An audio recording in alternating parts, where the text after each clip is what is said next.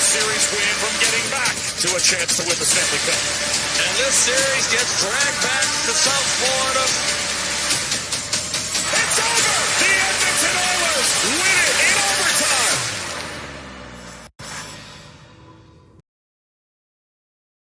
Hopkins to Kane. Wrist shot save on Incher. Rebound swatted back to the high slot. That was a 3-on-2 for Edmonton. Nugent Hopkins shot tipped home. Let's get back to the ground. 3-0 Edmonton.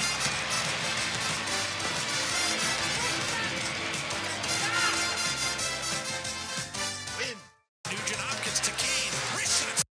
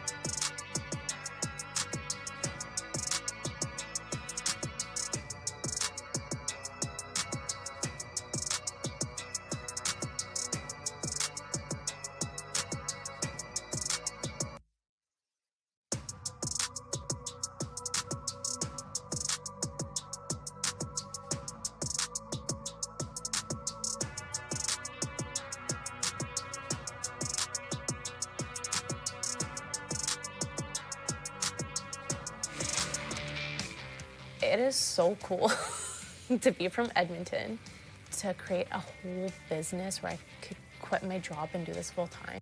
Edmonton is the best.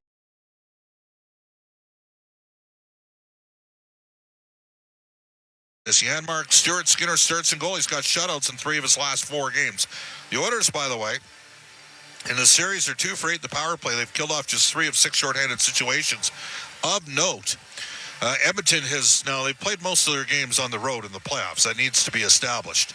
They've played 8 of their 13 games on the road. The Oilers are 6 for 10 at home in the power play, but just 2 of 22 on the road. So they've been good here at Rogers Place at home on the power play. Dallas Stars now, if Hintz plays, and again, there's a chance he's going to be out. Hintz with Granlund and Rantanen. Duchesne with Marchment and Sagan. Johnson with Ben and Dadonov. Sam Steele with Jason Robertson and Colin Blackwell. It'll be the Dallas Stars, Oscar Bach dressing, I believe, if Roope Hintz cannot go. Harley and Heiskanen, Lindell and former Oiler Cody Ceci, Leon Bischel, and former Edmonton Oiler Alex Petrovic. In the third pairing, Jake Ottinger starts in goal. Now, his overall numbers in the playoffs this year, 9-6 with a 2.54 goals against average, 9.15 save percentage. In his career, he's 32-28 with a plus 21 goals differential and 9.16 save percentage. But at the conference final level, he's 5-9, a 3.06 goals against average, and an 8.90 save percentage. The Oilers are the 4th highest scoring team in the playoffs. They're the 8th best defensively. They're just 6th on the power play. But they are 2nd in expecting goals for 5v5. Dallas, who's got a negative goal differential in the playoffs, 11th in goals for, 4th in goals against, 2nd on the power play, 3rd in the PK, 8th in expected goals, 5-on-5. We're looking at 20 minutes to face off, and this is Rogers Game Night on the Oilers Radio Network. At Fountain Tire, we're all about one thing, taking care of your vehicle. Oh, and your wallet. I guess that's 2 things. Save up to 20% off select tires until June 14th. Fountain Tire. We're on this road together, Canada. Businesses deserve the best protection against cyber threats. Alltech offers state-of-the-art IT and cybersecurity solutions to safeguard digital assets. The team of experts at Alltech are dedicated to providing the highest level of security, ensuring that data remains safe and operations are seamless. With Alltech, businesses can focus on growth while the rest is handled. From advanced threat detection to comprehensive data security, Alltech has it covered. Choose Alltech for reliable and effective cybersecurity. Visit alt-tech.ca now to learn more. At Fountain Tire, we're all about one thing, taking care of your vehicle. Oh, and your wallet. I guess that's 2 things. Save up to 20% off select tires until June 14th. Fountain Tire. We're on this road together, Canada. This is Rogers Game Night on the Oilers Radio Network. Yeah, it's a little bit different, especially now a routine has become such a big part of our schedule right now throughout the playoffs, and now we do have some afternoon games, and throughout the regular season I think we just try and mimic the schedule that we had during the regular season as much as possible, time our meeting times and what we're showing and the messages that we have. It is important that we are ready to go at 1 o'clock, and usually we've got the routine of having a morning skate, and most guys nap and having their meal a certain time and all that to kind of get ready for that 7 o'clock game.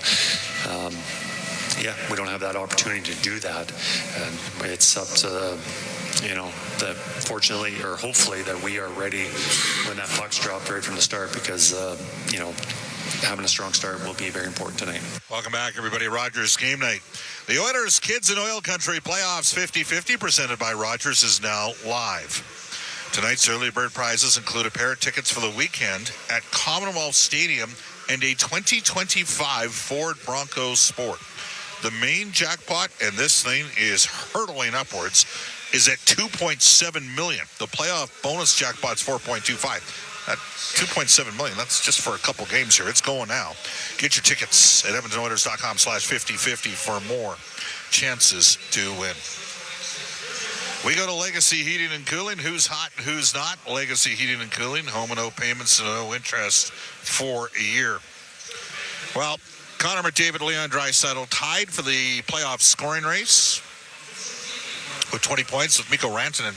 And McDavid, 13 points in 8 career playoff games against Dallas. Evan Bouchard on the back end in the 8 games the two teams have played over the last 2 years has got 10 points.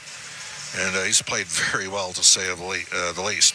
Pizza 73 out of town. Scoreboard last night at the Memorial Cup, the Medicine Hat Tigers. That was 2 nights ago. Medicine Hat beat host Rimouski. The final score in that game was 5-4. Last night, overtime between Quebec League champion Moncton, coached by legendary Eastern Canadian former UNB head coach Gardner McDougall, took on Dale Hunter's London Knights. The Oilers have Sam O'Reilly and William Nickel, and O'Reilly scored twice, including the game winner in overtime as London beat Moncton. Tonight, London takes on Rimouski. Last night in the NHL, I think we all know what happened. Right now, the Florida Panthers are a wagon. They absolutely obliterated the Carolina Hurricanes. This might have been the best game the Hurricanes played through 40, but it went all downhill in the third. And Florida is up 3-0 in the series, a 6-2 home ice victory, and a chance to close the Hurricanes, who cannot win in the conference final. They're 0-15 over the last 4 conference finals, and they could be closed out tonight. Tomorrow, their season could come to an end. Stay tuned following the game for the Alberta Blue Cross. Travel insurance goal of the game, health, dental, travel. We got the coverage you need. Visit ab.bluecross.ca. There is 15 minutes to face off, and this is Rogers Game Day on the Oilers Radio Network. Today, you can score at A&W. Enjoy a juicy grass-fed beef mama burger and fries for only $5. Available in-store or on the A&W mobile app at participating locations in OilCountry. This fantastic deal is available all day today at A&W. Our people, our team. It's what business owners almost always say is their most important resource. But strong businesses don't just find great people. They make sure their teams stay healthy, engaged, and performing at their best. A benefits plan from Alberta Blue Cross is more than just drug and dental. They support the whole person with flexible coverage levels that fit the size and circumstance of your business. Find a plan that gets results at ab.bluecross.ca. Today, you can score at A&W. Enjoy a juicy grass-fed beef mama burger and fries for only $5. Available in-store or on the A&W mobile app at participating locations in OilCountry. This fantastic deal is available all day today at A&W. You're listening to Rogers Game Night on the official voice of the Edmonton Oilers, 880 CHAD, and on the Oilers Radio Network. All right, just checking the playing roster that is listed on NHL.com. Welcome back, everybody. Rogers Game Night, courtesy of Rogers, proud partner and fan of the Edmonton Oilers. Rope Hintz is officially out for the Dallas Stars, who, by the way, are going to start Jamie Benn, and the Oilers are going to start Darnell Nurse. No, I don't see that. Well, Ben could and might and probably should. I'm not. If I'm Nurse, I don't take it. But in this series thus far, Bob, it's been no contest when it comes to physicality. And Darnell Nurse, it was a little dirty. It was a dirty play. Knocked out a very, very good player from the Dallas Stars. Knocked him out of that game, knocked him out of the next game. We would expect, and we have seen in the past, and people have called in, that there should be a response if this was happened to an Oiler player. So I would assume that Dallas will try to do something. Having said that, the importance of this hockey game, if you're going to do something, it's more of a conversation or something within the rules. The Dallas Stars cannot afford to take a dumb penalty looking for retribution against an Oiler team whose power play is just too good. It's 6 for 10 at home. It's just 2 for 22 on the road. It is a different power, and maybe it's just a byproduct of what they did against the LA Kings come crunch time. They haven't had a lot of chances. Remember, they played 8 of their games on the road, and by the way, the Oilers are 5-3 on the road, and they're 4-1 here at home in their 5 games. To me, the power play has never, ever been an issue for me at the Oilers. If there was ever a need for the Oilers to score a power play goal, they usually get it done.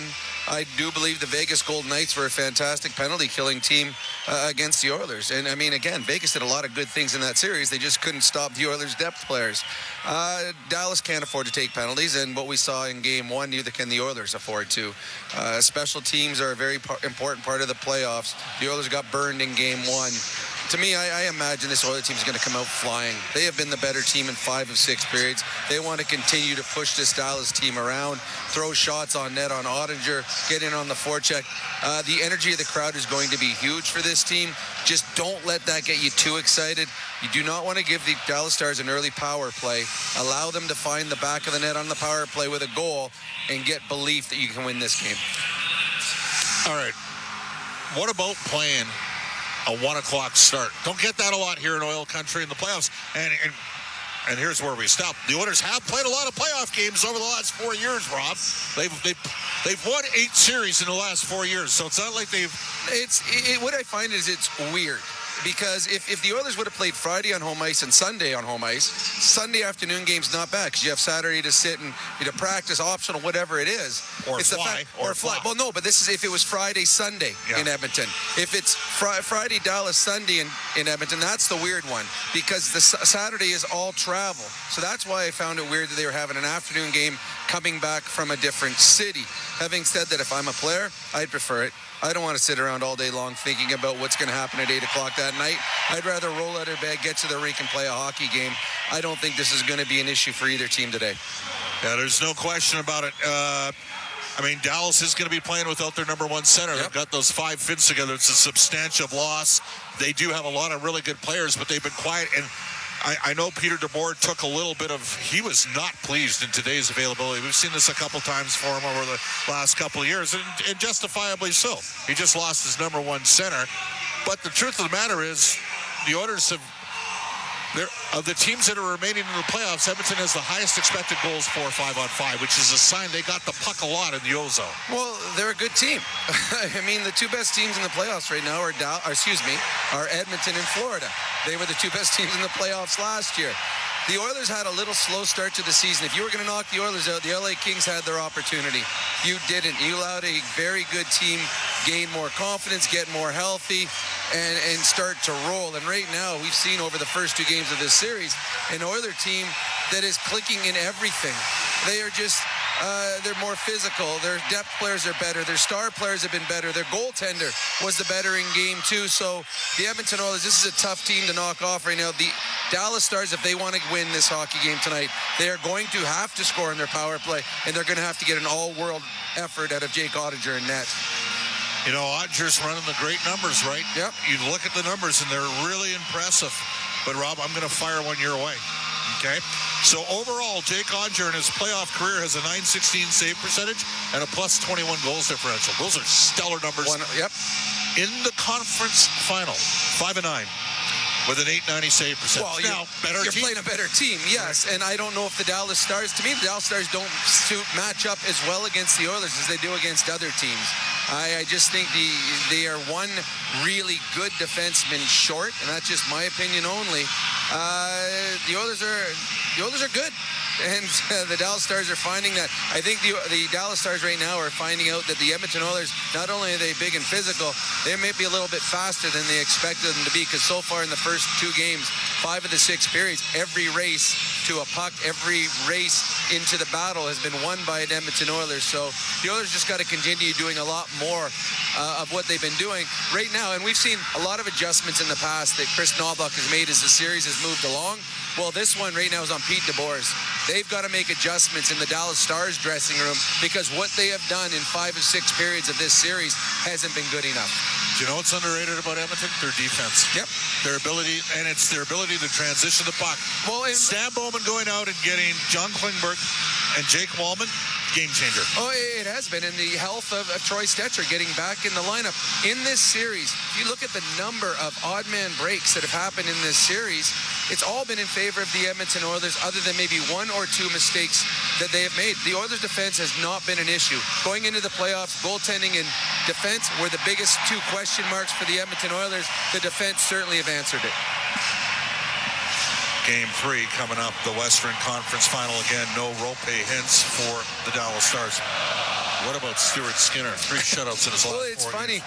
It's people keep for the game. I'm still not trusting Stuart. I don't know about Skinner. He's got 3 shutouts in 4 hockey games. He has been lights out. Game 3 wasn't his best, or excuse me, Game 1 wasn't his best, but it wasn't the Oilers' best as well in that third period. Stuart Skinner took them within 1 goal of Stanley Cup winning overtime opportunity last year. He's played well as of late. He has given them quality starts. It is, though, a freaky stat, though, Bob. I don't know what the number is. It's like 823 to 999. He has not had a game with a save Feast percentage. or famine, baby. Feast or famine. That's right. Well, let's hope that we get a little bit of feast today, because right now the Edmonton Oilers offense is clicking. If Stuart Skinner can give them a quality start, it's going to be very, very tough for the Dallas 15 Stars. seconds left. Give me the Ford keys to the game, brought to you by Ford. Built Ford proud, the official partner of the Edmonton Oilers. Stay out of the penalty box is number 1. Get the lead. I think the Dallas Stars, if they start running uphill, is going to be a tough match for them tonight. All right, that is Rob Brown. More with Rob Brown and Brendan Escott during our end of the roll. First and second intermission, of course, tonight. Jack Michaels has the call, as we are going to take it down to ringside. The Edmonton Oilers are about 15 seconds away from hitting the ice, and this place is going to go crazy. Hey, Paul Brandt here. You know, Alberta's a special place. From the Rockies to the Plains, it's a land of hard work and big dreams. If you're going to tackle it all, you need a truck that can keep up. That's why I can't say enough about my Ford F-150. It's more than a truck. It's a partner. Rugged toughness, serious capability, and smart features that make your life easier, like available Pro Power onboard. The Ford F-150. Get yours today at your Alberta Ford dealer, and tell them PB sent you. At Northern Lakes College, students work, raise their family, and complete their certificate, diploma, or partnership degree. With NLC's supported distance learning model, you can do it all in a flexible online classroom. Explore a variety of programs from academic upgrading to university studies, including a wide range of courses available through continuing education. Skate into your new career in a learning environment that works for you. NorthernLakesCollege.ca. The education you want, the flexibility you deserve. Real Canadian Superstore has more ways to save than any other major grocer. Check out their weekly flyer for PC Optimum offers, deals on club size, no name, and always low-priced everyday items. Visit in-store to find everything from fashion and home decor to toys and electronics. And don't forget their new Fresh Promise on produce. If your produce isn't fresh, they'll replace it and refund it. There are so many ways to save at Real Canadian Superstore. See their flyer for details. Do your tires feel like hockey pucks on the road? Perhaps it's time for a new set of Atturo tires. No matter what you drive, Atturo has the right fit for you, including the all-new Trailblade HT and AZ810, premium all-weather tires for your pickup, car, SUV, or crossover. You can rest assured that Atturo tires will get you through all 4 seasons. Available at Action Car and Truck, Point S, and tire shops everywhere. Find a dealer near you at ATTURO.com. We welcome you back live inside the simmering cauldron that is Rogers Place for Game 3 of the Western Conference Final.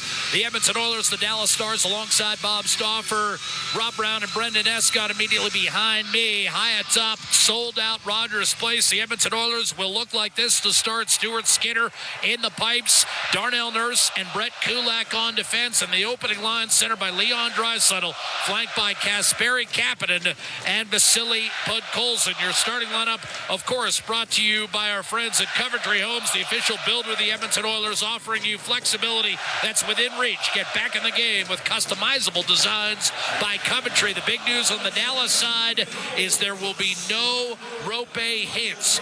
He was shaken up on the shot delivered by Darnell Nurse. He will not dress for Game 3. Oscar Beck takes his place for Dallas. Otherwise, same starting lineup for the Stars, who will have Jake Ottinger in net. Robert Clark with our anthems. Oh, say, can you see by the dawn's early light what so proudly we hailed at the twilight's last gleaming, whose broad stripes and bright stars through the perilous fight o'er the ramparts we watched were so gallantly streaming, and the rocket's red glare, the bombs bursting in air, gave proof through the night that our flag was still there. Oh, say does that star-spangled banner yet wave o'er the land of the free and of the home of the brave?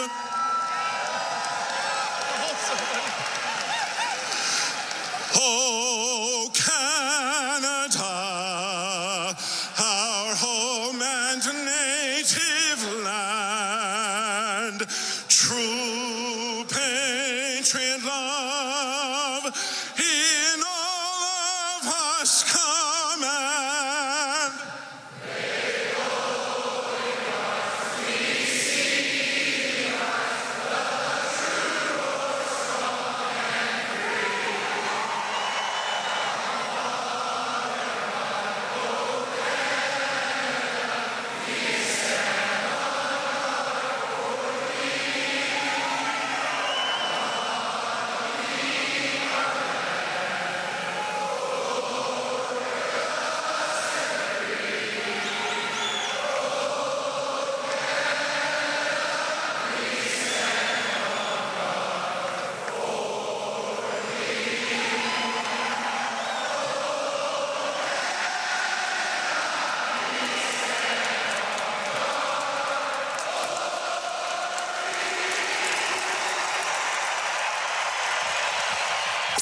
Now, tonight's exclusive NHL broadcast. Shoots and scores! But now it's Draisaitl off to Connor McDavid. Centers Kane for the hat trick. He scores! All the action called by the voices who know the game inside and out. This crowd explodes! Bob Stauffer and Jack Michaels on the Oilers Radio Network.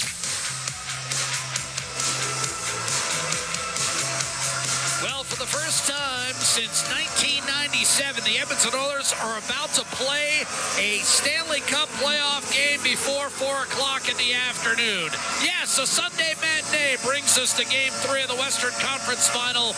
Alongside Bob Stauffer, this is Jack Michaels, and we've got the Oilers and the Stars for you. Jamie Benn will start on the line with Wyatt Johnson and Evgeny Dadonov, three guys that Dallas would dearly love to get going here in Game 3 of the West Final. Lindell and Heiskanen and Ottinger in net. No Rope Hintz for Dallas. And we're underway. Johnston and Draisaitl off the center ice face-off with Dallas controlling. And Lindell works it up the left-hand side, and immediately the 18,347 try to exert their influence on the hockey game. Hacked out by Podkolzin after a Dallas dump-in, and now Podkolzin, given a second opportunity, will take it into the offensive zone, slide it through to Draisaitl. Across the nurse, a shot tipped dangerously wide. Kapanen cutting in front of Jake Ottinger. Of course, it was Kapanen who ended the series against Vegas with an overtime winner. Spun back the other way and into the Edmonton zone as both teams make changes here. Opening minute, Game 3, best of 7 Western Conference Final, tied at a game apiece. Dallas took Game 1 6-3. Edmonton answered with a 3-0 shutout victory on Friday night. Battle won by Robertson, put it back behind for Cody Ceci. That's the first time we've noticed Robertson in this series. He was Dallas's leading goal scorer during the regular season, and he gets an elevation up to the top line. The quick, sharp angle shot by Granlund is stopped by goaltender Stuart Skinner. Here's McDavid giving it up, getting it back, and then tried to bank it off the nameplate of Ottinger and clip the outside of the net. Little give and go with Nugent Hopkins.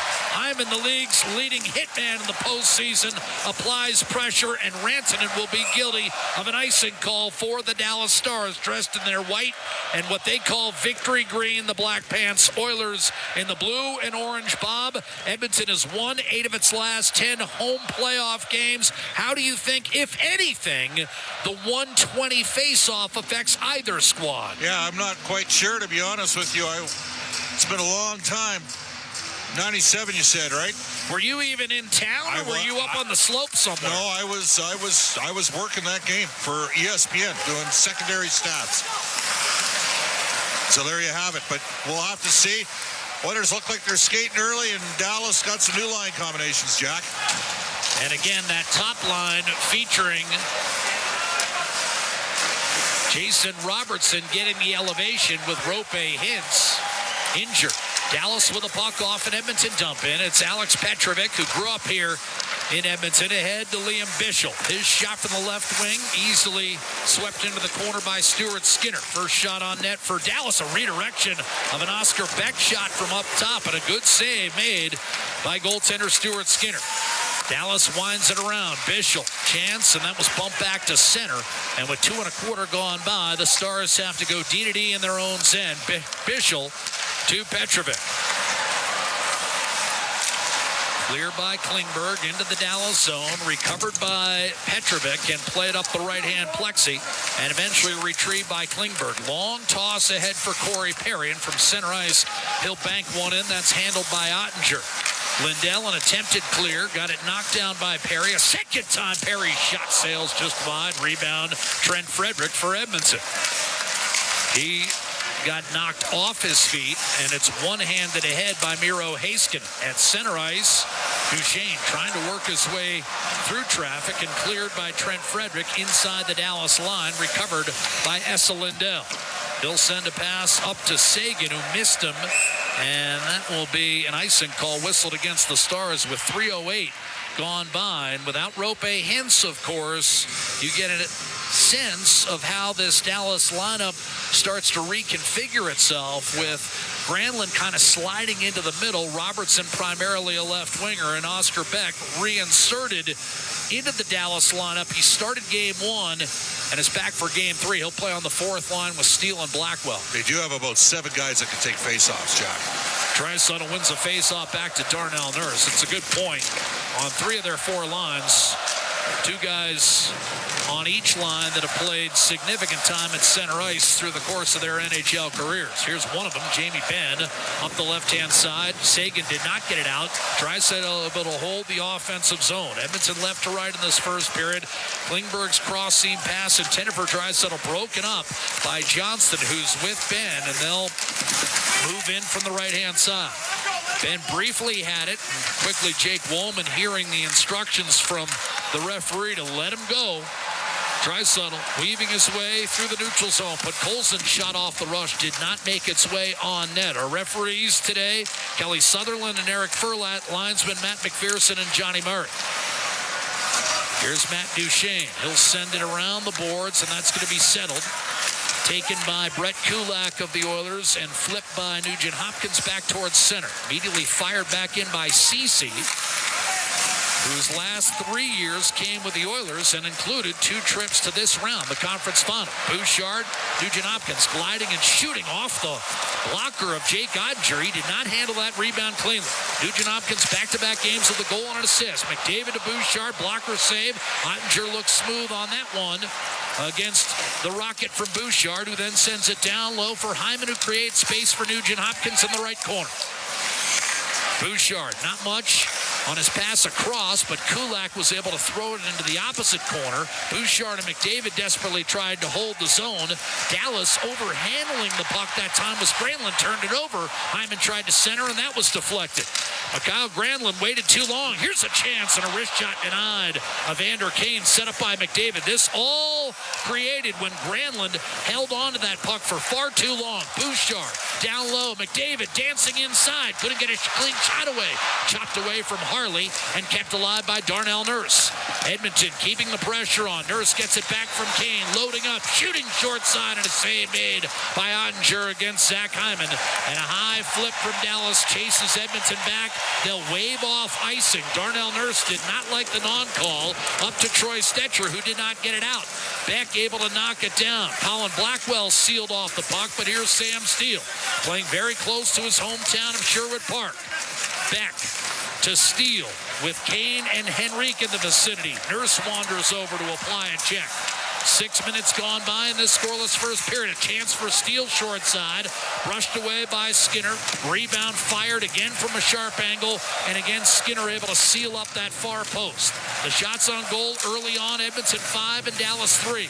Steele and Adam Henrique, one-time teammates in Anaheim. The puck shaken free by Henrique. Kane's outlet eventually spoons safely to Connor Brown. He'll kick it back to Nurse, and it's a quick reset for Edmonton. Troy Stetcher bumps it up the right-hand boards. That's a bouncing puck corralled by Bichel. Over to Petrovic. He'll rifle one ahead. I don't think Duchesne got a piece. And thus, it's an icing call whistled against the Dallas Stars. 6 1/2 gone by in the first period. I'll tell you what, Dallas better be careful, Bob. A veteran guy like Granlund can't make the play he just made. No, and the Oilers almost capitalized that. Andre with a couple good saves. Skinner's looked sharp early for Edmonton as well, as Hyman tried to squeeze one blocker side on Jake Ottinger. Yesterday, 35 days to the day, the last time the Edmonton Oilers won the Stanley Cup. A face-off win for Draisaitl. A cross-seamer to Klingberg. Little give and go. Draisaitl ragging the puck. Got double-teamed, and Dallas was almost away on an odd-man rush. But Sagan was drawn offside as Marchment entered the zone and took a little extra shot at the end from Kasperi Kapanen. And that's exactly why opponents have hated playing against Kapanen for years. He's not afraid to take that extra little shiver on you at the echo of the whistle, which brings us to the 13:21 mark of our scoreless first period. It's Edmonton, Dallas, Game 3 of the Western Conference Final, live from Rogers Place, the Oilers Radio Network. At Sobeys and Safeway Liquor, they recommend pairing locally distilled spirits and their ice-cold beer selection with... And Oilers win!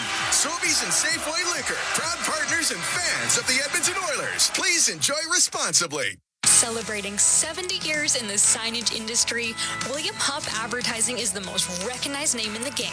An in-house, one-stop shop for all of your design, print, and installation needs. William Huff provides quality graphic solutions for everyone. Here in our City of Champions and throughout the nation, they are the preferred signage partner entrusted by many of the biggest corporations, pro sports teams, and organizations to bring their identity to life. Recognize the name, get in the game. WilliamHuff.com. Athletes know that to advance your career, you've got to be part of a winning team. So, what about you? Are you working for a winning team? Well, here's your chance to do just that. Brandt is a strong and stable industry leader with career opportunities across Canada. We have hundreds of positions available right now, from parts, sales, positioning technology, heavy-duty mechanics, and more. Be a part of a winning team. Earn your stripes by joining Brandt today. Find out more at BrandtJobs.com. At Sobeys and Safeway Liquor, they recommend pairing locally distilled spirits and their ice-cold beer selection with... And Oilers win! Sobeys and Safeway Liquor, proud partners and fans of the Edmonton Oilers. Please enjoy responsibly. Listen on air, online, and on the Radio Player Canada app. This is the Oilers Radio Network. This best-of-7 Western Conference Final tied at a game apiece. Edmonton has an amazing record over the course of its club history. In series tied at a game apiece, they're 21-7. They've won 75% of the time. Dallas has won 5 of its last 6 playoff series that have been tied at game apiece. The exception, of course, last year's West Final. Bob, how do the Stars look to you 5-on-5 without hits? They look sharp. In fact, I think they've got more push and they're moving their feet more than either of the first 2 periods that we saw in the first 2 games back in Dallas, Jack. Dallas and Edmonton, neutral zone face-off, no score, 13:21 to play in the first period. Draisaitl wins the opening face-off. Right now, you've got Woolman sneaking a pass through to Kapanen. Hits the trailer. It's Draisaitl. Handles a bobbing puck with ease. Cuts behind the net with a backhand wraparound and just missed. Stepping up is Clingberg. He'll shoot wide. Came off the corner board. Sagan did not get it out. Held in by Jake Woolman. You talk to the Oilers. They say the ice in Dallas was better with no Dallas Mavericks involved in the NBA playoffs as they were last year. The ice, of course, at Edmonton considered top 5 annual.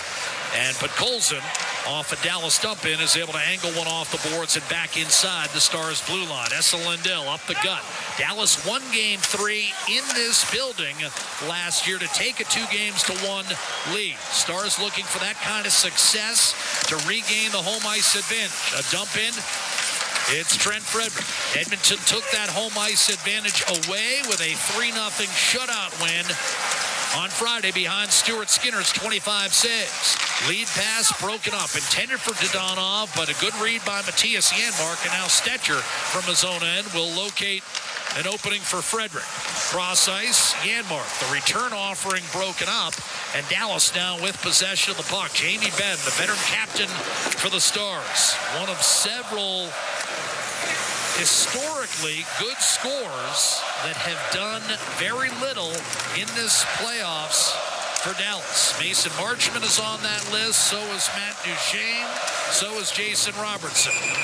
Offside, Mikko Rantanen for the Stars left wing. 11:42 to go in the first period. We want to remind everyone that just because it's a matinee doesn't mean the Oilers Kids in Oil Country playoff 50-50 isn't live. It is, and it's got a main jackpot right now of $2.6 million. Bob tells me that playoff bonus jackpot is hovering around $5 million. Today's early bird prizes, a pair of tickets for the weekend at Commonwealth Stadium, and a 2025 Ford Bronco Sport.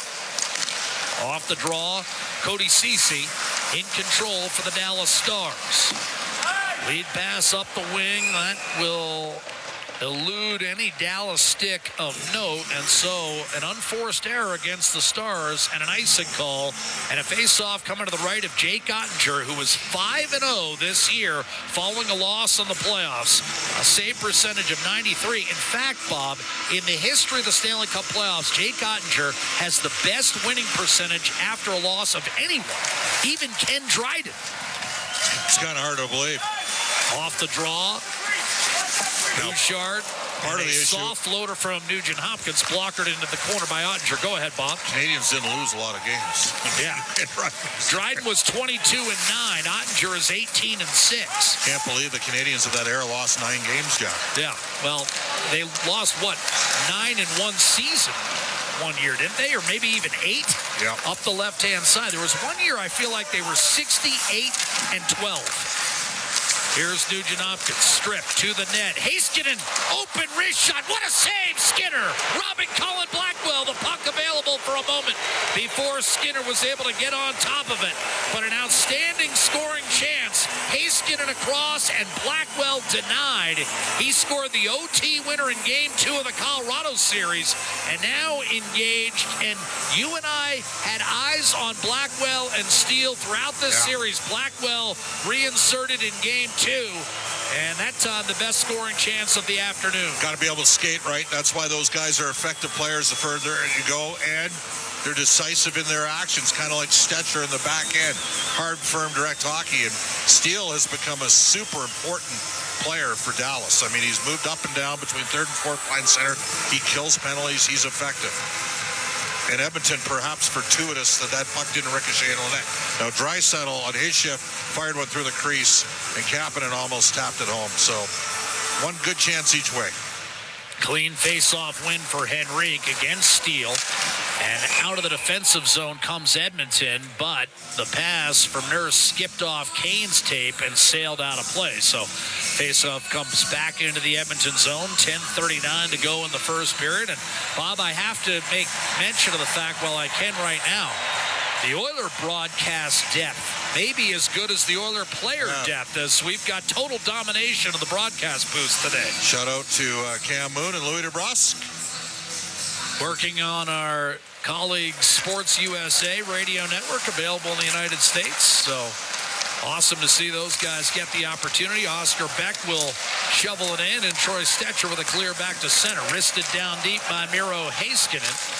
And that'll be played by Stetcher around to Nurse up the left-hand side for Evander Kane. Edmonton, for the time being, a little bottled up here, and a pass from Nurse eludes Stetcher, and now it's the Stars go to work in the offensive zone. Sagan, though, however, cut off, and good work up the right-hand side. Getting it out that time with Stetcher, his second opportunity. Thomas Harley for the Stars.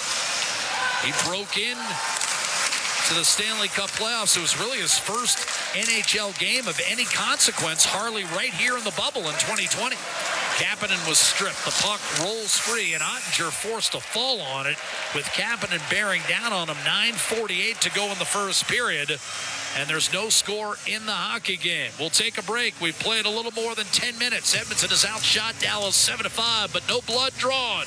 The Oilers, the Stars, the Western Conference Final, live with Ford Dealers NHL Hockey.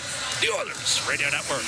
Looking for custom flags, banners, or canopy tents? Aurora Flags and Banners has a dedicated team to provide you with custom solutions and quality products. Aurora Flags has proudly serviced Canadian businesses and organizations for more than 30 years. Get a quote today at auroraflags.com.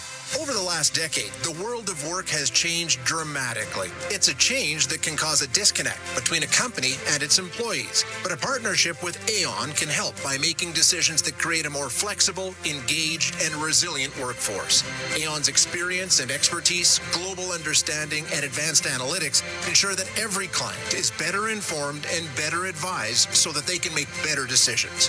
Whatever the next decade brings, Aon is in the business of better decisions. End of the Road Flooring Centers is not only Canadian owned and operated, but we've been your go-to flooring center since 1986. The reason is simple. We make your flooring project easier. Rather than a tiny sample, upload a photo of your room at endoftheroll.com and instantly see what your dream flooring looks like in your house. Thousands of styles just clicks away. End of the Roll Flooring Centers. We've been flooring Canadians for 4 decades. Visit endoftheroll.com. 12870 St. Albert Trail and now open at 580 Parsons Road Southwest. Looking for custom flags, banners, or canopy tents? Aurora Flags and Banners has a dedicated team to provide you with custom solutions and quality products. Aurora Flags has proudly serviced Canadian businesses and organizations for more than 30 years. Get a quote today at auroraflags.com. All games, all seasons. You're listening to the Oilers Radio Network. The Edmonton Oilers and the Dallas Stars locked in a scoreless tie midway through first period of Game 3. Best of 7 series. A game apiece. The Eastern Conference Final. Florida, another blowout win over Carolina last night. The Panthers 1 game away from their 3rd consecutive trip to the Stanley Cup Final, and that would be 6 years in a row the Sunshine State has produced the Eastern Conference finalist. Off the draw, a wrist shot by Kapanen, won by Draisaitl, and handled by Jake Ottinger. But Kapanen, nevertheless, a good look. I have to say, Bob, 4th now appearance for Kasperi Kapanen. He has been a factor. And I have to say, if Florida and Carolina was a boxing fight, the ref would have stopped it. That has been a bloodletting. Yeah, it is not really close to this point. I don't know how else to put it graciously. I mean, Carolina's always around it, but they just have not had any luck in the conference final round under Rod Brindamore. They are 0-11. Down the right-hand side, off the draw. Here's Dadonov pushing it to Harley, a wrist shot, and that floated off the side of the net. I think Skinner might have gotten a piece on its way by. A clear by Clingberg, and now skating well up through the middle is Adam Henrique, driving toward the net at the last instant. Ceci was able to recover and slide it to the half wall for Dadonov, who churns the legs up through center and dumps it in. Dadonov coming off his 5th 20-goal campaign. A reset for Edmonton. Bouchard a handoff to Connor McDavid. 3-way tie atop the league scoring race in the Stanley Cup playoffs with 20 points. Draisaitl and Rantanen and the others. Lindell up the right-hand side. Here's Mikko Rantanen. Pulls up, centers, and that just eluded the stick of Jason Robertson. Rantanen, like Draisaitl and McDavid, top 6 all-time in the Stanley Cup playoffs in terms of points per game. McDavid's 3rd, Draisaitl's 4th, Rantanen is 6th. Robertson erased by a hard hit from Kulak. Bouchard pushes it up the right wing for Hyman. His shot smothered by Heiskanen, and it comes to rest under the waiting glove of Jake Ottinger. 8:22 to go in the first period. Bob, with Ottinger and Skinner, does Dallas have to win that matchup decisively to win the series? Oh, I think we got full respect for Dallas's team. This is the best first period Dallas has had. They've created 2 or 3 good opportunities that they haven't been able to cash in. I think they need to win it. I don't know if they need to win it decisively because I think they got a lot of real good players, but I do think they have to win it to win the series. They've only got 22 goals, 5-on-5 in the 15 playoff games they've played. Bob, you look at the numbers, and it's almost shocking that Dallas has reached that point. They've only scored first 3 out of the 15. They've been outshot in 13 of the 15 games they've played. They're resilient, though, and, Bob, that's a trait shared by both clubs. Well, the coach will tell you tomorrow, hey, we didn't have Heiskanen, we didn't have Robertson. And they still beat Colorado, right? Which many people favor to come out of the West. A dump in. Skinner up the left-hand side. Ceci will pick it up back behind the net for Sam Steele. Angled back to Thomas Harley. I think if Colorado and Edmonton had played in the first round, there's a chance the Avs would have been a slight favorite. Oh, yeah. Lead pass, Stetcher. On the move is Darnell Nurse. Walking in with a shot that's blocked by Ceci. Here's Nurse getting run off the puck. Oscar Beck hovering close by. Frederick and Perry trying to peel it out of there. Perry does.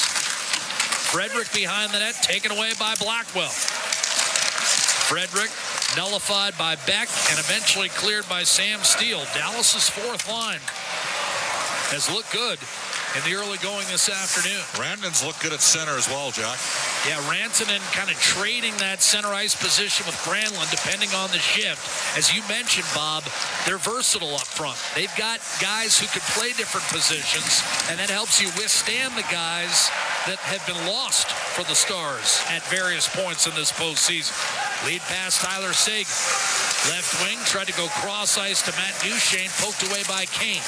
Marchment hovering close by. Forked up the left-hand side by Evander Kane. In fact, you and I called a game, Edmonton, Colorado, this season where Rantanen played center for the Avalanche. Jared Bednar was forced to go that route due to injuries.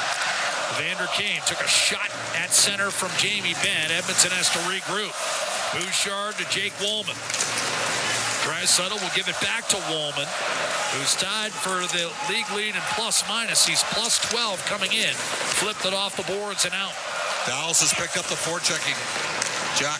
Lindell to Heiskanen up the right-hand side. And I think Edmonton has aided and abetted it by some sloppy work with a puck in their own end. Kulak up the left-hand side, and that will go out of play. I thought it went off the glass first. No delay of game here with 6:08 to go in the first period. They are going to talk about it, though, Bob. I think it's a penalty, Jack. Dallas wasn't screaming. Usually the opponent is all over it if it's a no-doubter, but you're absolutely right. They're discussing it. Kelly Sutherland has called the whole crew. Garrett Rank is saying, I'm not sure. No. Nope. No penalty. All right. Yeah, Dallas, You're usually, as you know, the opponent screams bloody murder if it's even close. But they've done a good job here.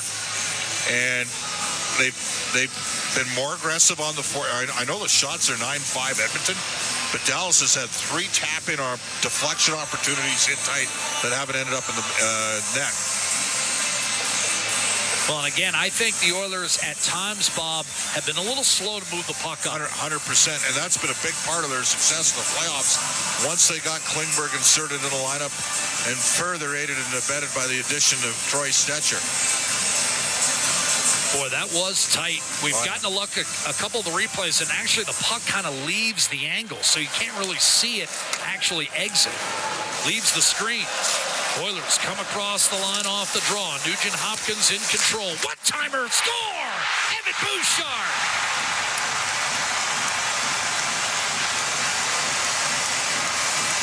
Quick strike off the rush.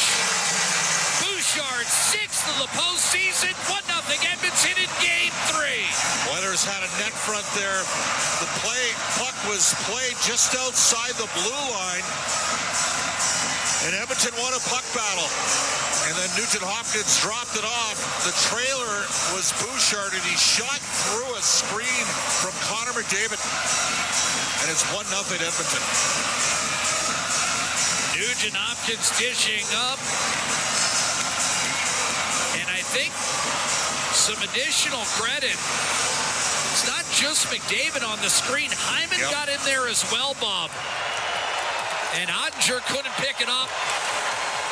Shoveled in by Rantanen off the center ice draw. And a quick one-timer set up by Robertson, booted aside by Stuart Skinner again at the expense of Mikko Rantanen. Bouchard trying to cut off Robertson, working his way in against Brett Kulak up the right-hand side. Shoveled and settled by Thomas Harley. Now Granlund, the two guys on him. Forced up ice by Connor McDavid. He's free. 3-on-1. Connor McDavid, right circle, dishes, gets it back and scores. 2-0 Edmonton.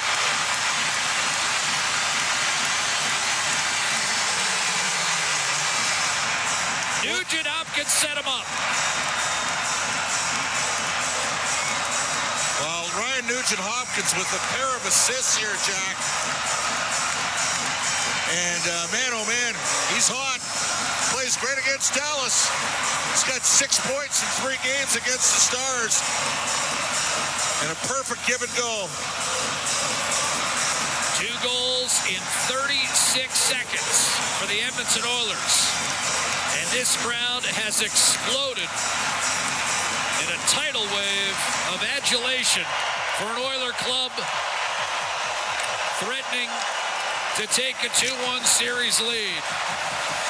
Bouchard for Nugent Hopkins and Kulak, and then a beautiful give and go between 93 and 97. And Edmonton pours back into the offensive zone, looking to keep the momentum going with Frederick, Janmark, Nurse, and Perry. Troy Stetcher rounds out the quintet. Shattering check supplied by Frederick and Perry. Sam Steele looking to get it out. Can't do it against Janmark. Second effort to Colin Blackwell. 3-on-2, Dallas right to left. Blackwell centers. Haskin in a shot, and that was blocked. Rebound loose, and the Oilers come up with it. It's Matthias Janmark who fell down as he hit center ice and still was able to shoot it in. Liam Bichel up to Mason Marchment. Nifty play by Duchesne, and Dallas again on the attack. A blast by Sagan, missed high glove. Rebound came off the boards to Marchment. Duchesne plows his way through a check inside to Marchment. Good save, Skinner. He'll freeze it. With 4 1/4 to go in the first period, the Edmonton Oilers have taken a 2-0 first period lead against the Dallas Stars. Nugent Hopkins with primary assists on both. Bouchard and McDavid the goals, 36 seconds apart. And it's Game 3 of the Western Conference Final that right now shows Edmonton 2 and Dallas no score. This is the Stanley Cup Playoffs.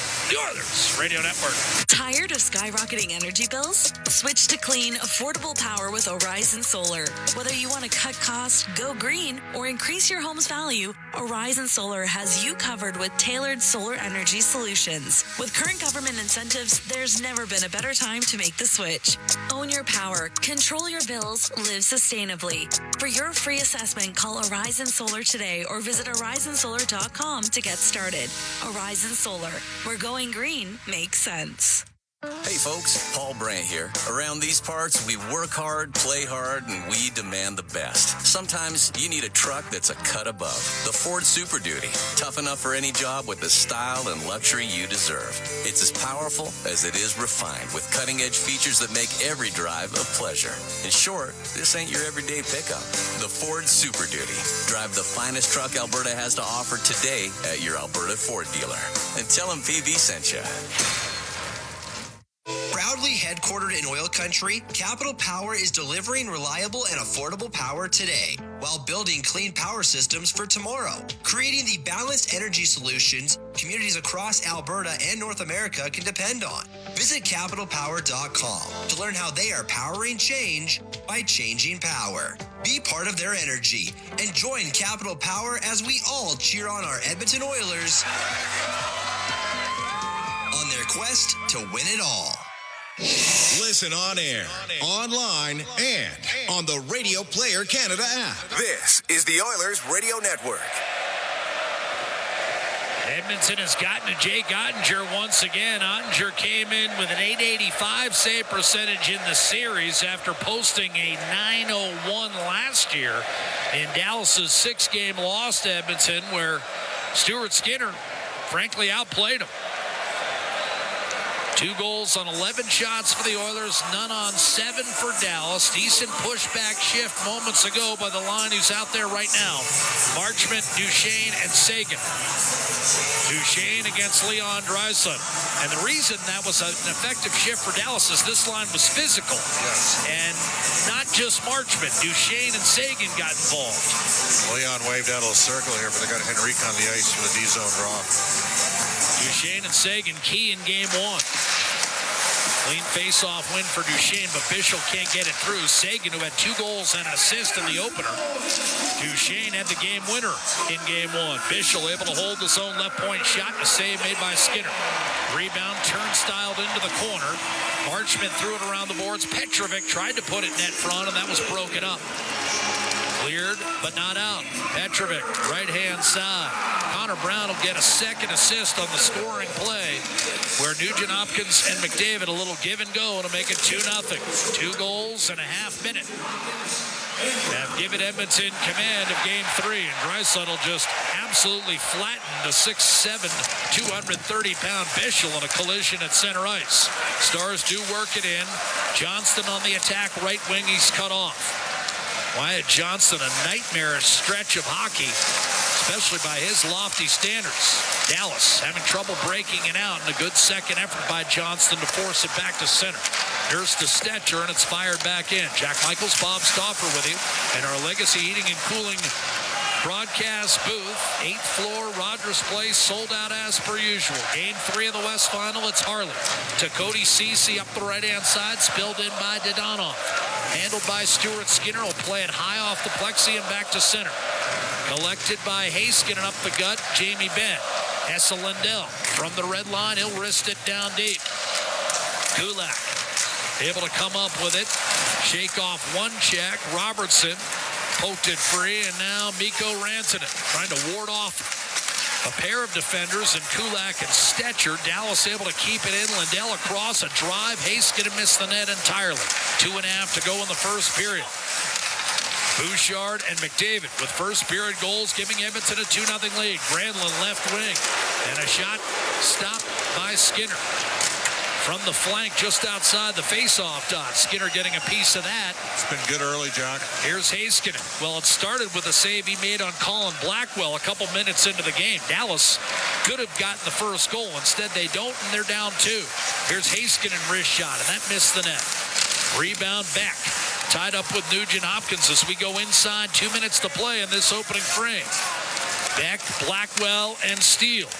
Again, hovering in the attacking zone. Edmonton's got line 1 versus line 4 out there. A chip off the boards, and Bischel struggling to control off to Petrovic.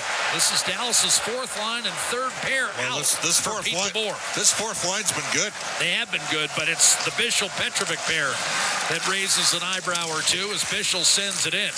Because as you know, in game 1, Pete DeBoer did not really use his 3rd pair all that often. Lyubushkin has since been a healthy scratch. Here's Corey Perry up the right-hand side for Draisaitl. Centering pass just out of the reach of the activating Jake Wallman. John Klingberg races over. And he'll not only grab the puck, take it all the way back into his own zone, and then had it stripped by Mason Marchment. And Duchesne will go to work in the final minute of this first period as the Stars look to get on the board. Klingberg again under duress with Marchment and Seguin draped all over him. Duchesne, top of the right circle, sifted back down low. Wallman there to break up the cycle for Edmonton with 40 seconds left. He'll wedge one toward the Dallas net, but wide, and a bit of an unforced error there from Wallman, as we'll get an icing call whistled against Edmonton and an offensive zone face-off for the Stars, who trail 2-0. Well, Corey Perry got belted after he made a play, and Draisaitl knocked Bischel on his butt. But this is an important D-zone draw for the Oilers here. And they're a little gassed. And Dallas has done a good job. They've picked up the physical. This is the best I think we've seen Dallas skate 5-on-5 since the game flipped in the 3rd period of game 1 with those 3 quick power play goals. Granlund taking the face-off between Robertson and Rantanen after the icing call. Draisaitl labors to take the draw against Mikael Granlund. Dallas started 5 Finns for game 2 when Hintz was still available. It's the first time in the history of the league that 5 Finns started an NHL game, regular season or playoffs. Here off the draw, calmly cleared by Wallman. Edmonton able to get a partial change. Robertson sneaks it ahead for Granlund as Dallas pours back into the offensive zone. Rantanen tried to nudge it out in front. A second time to Granlund. Off the boards to Harley. Across. He's getting a shot, and he pushed one wide. 10 seconds to go. Harley down low to Granlund. Chipped it out in front. Edmonton can't clear it. Came back onto Skinner's pads. He was able to make the save and keep the sheet clean, but was a high stick called here? Or was the puck simply played with a high stick? You got the right call. It's a high stick, and Dallas is going to get a power play. Edmonton 42, Monroe penalty, high stick. Kasperi Kapanen will be whistled, and the first penalty of the hockey game goes against Edmonton. Kapanen at 19:57 of this first period, and Dallas on the power play, of course, scored 3 goals in the first 6 minutes of the third period in game 1, and then was held 0 for 2 as Edmonton scored once on the power play in game 2. He lifted the stick. He lifted the stick of Rantanen, and Rantanen got himself with his own stick. I thought it was an own situation, but they only can review this if it's ruled a double minor, and they called a 2. We all knew that Edmonton was going to get the first penalty in this game after what happened. When they showed again. Kapanen lifting Rantanen's stick, and Rantanen's own stick absolutely clipped him in the visor, but you cannot review that if it's a 2-minute penalty. If it's a double minor, absolutely, but it's a 2. Great point by you, Jack. In other words, Edmonton would have been better off had Rantanen cut himself with his own stick. Then it would have been reviewed and reversed. Well, so in other words, if they get Kapanen for 4, it would have come off the board. But they get him for 2, and Dallas's power play intact. Face-off win Granlund. Harley's shot does not reach the net, and now some pushing and shoving and horse-collaring are part of the final 2.6 seconds. The potential combatants ultimately will be separated here, and Dallas will retire to its dressing room trailing 2-0. The 2 goals scored in a 36-second time frame by Bouchard and McDavid, both set up by Nugent-Hopkins. Dallas will have a fresh sheet of ice and a power play for 1:57 to start the second. Well, they look like they're going after Bouchard a bit here, and why not? I mean, he's been so good. The numbers speak for themselves, and there's some the Swedes and the Finns are having conversations out there. Janmark and Rantanen. And we know about Ekholm and Rantanen during the course of the Four Nations face-off. But great period for Edmonton. Ryan Nugent-Hopkins with a pair of assists. Obviously, the goals to Bouchard and McDavid. Let's go ringside with Brett Kulak. Brett, we've talked about it throughout this series. Another good opening 20 minutes. Let's go ringside. Obviously, Brett, a good first 20 for you guys. Can you just take me through how that period went in your point of view? Yeah, I'm glad we got out of the period with 2-goal lead there and made the most of our opportunities, which our forwards are always really good at. And we're battling hard, a 1 o'clock game. We haven't had one in a while, and just the schedule we've had, you can't expect it to be perfect all the time, but I think just for us, we expect to be a little better in the second. Now, it was a big win for you guys on Friday against the Stars in Dallas. You come back here with the split. What did it mean for your group to get that hot start heading into the second period at home?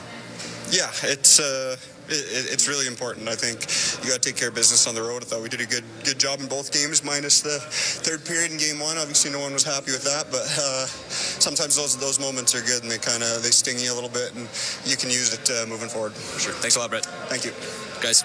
Thank you, Aiden. Aiden Gannum, of course, the third member of our broadcast team, at least ringside, and then you've got Rob and Brendan up here on the 8th floor at Rogers Place, which has been home to a lot of postseason success for Edmonton over the last couple of years.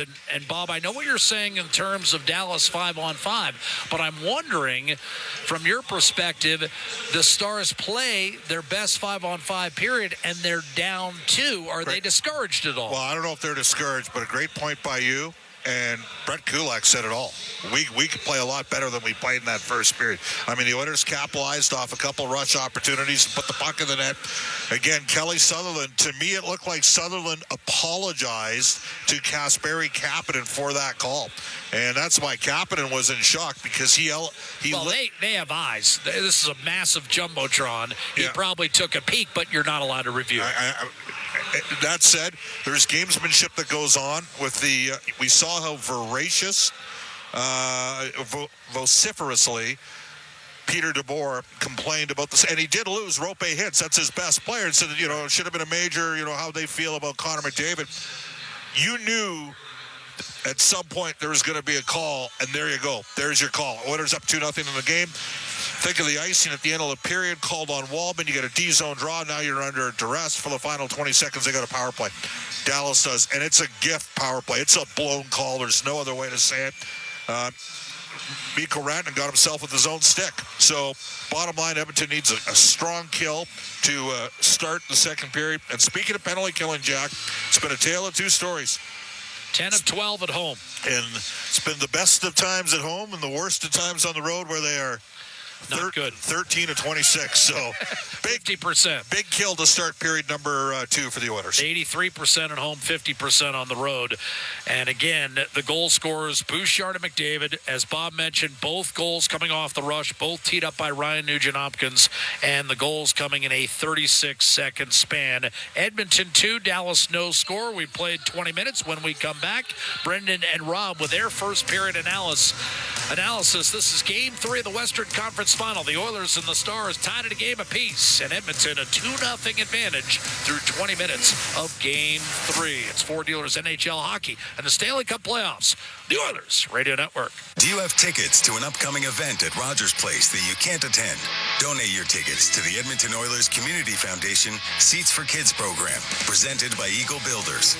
Seats for Kids provides unused game tickets for charities, allowing children and families to enjoy hockey at Rogers Place. And for many, a once-in-a-lifetime opportunity. To be a part of the Seats for Kids program presented by Eagle Builders, please email edmonton@kidsupfront.com. That's edmonton@kidsupfront.com. Over the last decade, the world of work has changed dramatically. It's a change that can cause a disconnect between a company and its employees. But a partnership with Aon can help by making decisions that create a more flexible, engaged, and resilient workforce. Aon's experience and expertise, global understanding, and advanced analytics ensure that every client is better informed and better advised so that they can make better decisions. Whatever the next decade brings, Aon is in the business of better decisions. At the intermission, brought to you by End of the Row Flooring Centers. Let's get flooring. Now Granlund, the two guys on him. Forced up ice by Connor McDavid. He's free. 3-on-1. Connor McDavid, right circle, dishes, gets it back and scores. 2-0 Edmonton. Nugent-Hopkins set him up. 2-0 is where we sit after 20 minutes of play here at Rogers Place, and that is our highlight zone, brought to you by Century Casinos. All in, all games, all season. Century Casinos with 3 great locations in Edmonton, St. Albert, and next to the Edmonton International Airport. Welcome to the Winner's Zone. It is Brendan Escott here, Rob Brown alongside, and Rob, didn't look like an afternoon puck drop. As you surmised pregame that this would be any other game, it certainly appeared that the Oilers had some jump to start. Well, I thought both teams did. I thought, and Bob talked about the 5-on-5 play of the Dallas Stars, the aggressiveness from them. I mean, anybody that thought that it'd be a sleepy start of a semifinal game hasn't seen the National Hockey League playoffs before. To me, it's a weird start, but the players now don't have to wait all day long thinking about the game. They simply can get into it, and both teams did. The Edmonton Oilers got a huge break early in this game. Brett Kulak flipped the puck out. That should have been a penalty. The refs missed it. They huddled around. No ref had a definitive view of it, and they made no call. Dallas not happy, understandably. 30 seconds later, instead of being on a power play, the Dallas Stars are down 2-0. So you get breaks. And when you get a break, you take advantage of it. And the Edmonton Oilers certainly did. a missed call. Shortly after that, the Oilers scored 2 goals and set themselves up here with a pretty good first period, considering that might have been Dallas's best 5-on-5 period of the series. Yeah, and Jack touched on it. Like, if you're Dallas and you've just played your best 5-on-5 period of the series and you're still down 2 goals, you know, what are you saying in the room to try and, I guess, keep the things calm? Well, the one advantage that Dallas has in the room right now is they got a power play to end the period. So they're going to be thinking, all right, we played well. We just have to score in this power play and cut the lead in half. But the one thing, as good as Dallas was on the 5-on-5, and they also big mistakes. And they gave up a 3-on-1 to the best player in the world. I mean, Connor McDavid has a 3-on-1 with enough time to actually stop and give a give and go with RNH and score on a one-timer. So when you play playoff hockey and you play against good teams, mistakes will happen, but the mistakes can't be huge ones. And Dallas played well, but what we've seen in this series is they have given up numerous odd man rushes against. The Oilers are going to make them pay, and they certainly did on that one.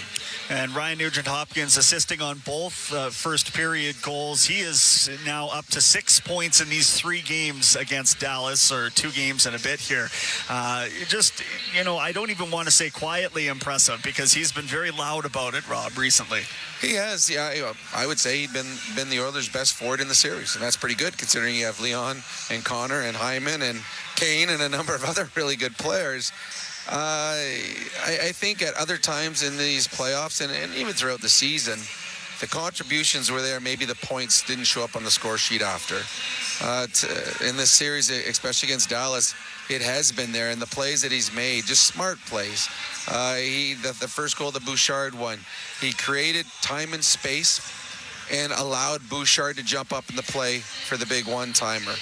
On the 3-on-1 goal, he put himself in a good spot, far enough away from the defenseman, a good shooting area that the goaltender Ottinger had to respect it.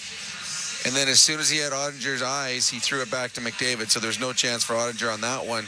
Nugent-Hopkins is, power play, 5-on-5, shorthanded, 4-on-4. If they go down to 5-on-3, he's the guy out there. RNH just continues to make big play after big play in important situations. Just in 30 seconds here, starting this period on the penalty kill, nice rested group of killers. I imagine that might be a better case scenario.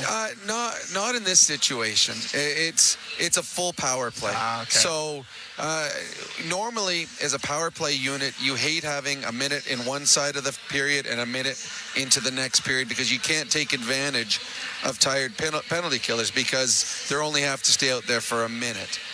This, to me, is an advantage to a power play, because the power play gets fresh ice. Both sides are going to be rested, but gets fresh ice for 2 full minutes. So now you can catch the penalty killers out on a long shift, and they can find some fatigue. So this is the one time when there's a power play that flip-flops over periods. When it's this long on the second half, which is into the second period, the Dallas Stars, there will be an advantage. So the Dallas Stars have to take advantage of this. They need to cut into the Oilers' lead, because the next goal is going to become very, very important. The Dallas Stars do not want to fall behind by 3 in an arena that is going nuts against a very good hockey club. Great stuff from Rob Brown. He'll be back at second intermission. We are at the first intermission. That's brought to you by End of the Roll Flooring Centers. Let's get flooring. This is your Ford Dealers NHL Hockey on the Oilers Radio Network. At Sobeys and Safeway Liquor, they recommend pairing locally distilled spirits and their ice-cold beer selection with... And Oilers win!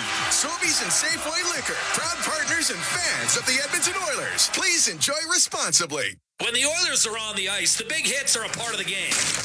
But they shouldn't be a part of your drive. If you've been injured in a car collision, let James H. Brown & Associates and their over 200 years of combined injury law experience help you. Locally owned and proud Edmonton Oilers fans, James H. Brown & Associates is ready to support you with their unrivaled experience, unrivaled results, and unrivaled commitment. When accidents happen, head to jameshbrown.com. Pizza 73, the official pizza of your Edmonton Oilers. Loyal to the oil, in Edmonton we trust. Rising to the top like a pizza crust. Got the flavors to play, yeah. Cook it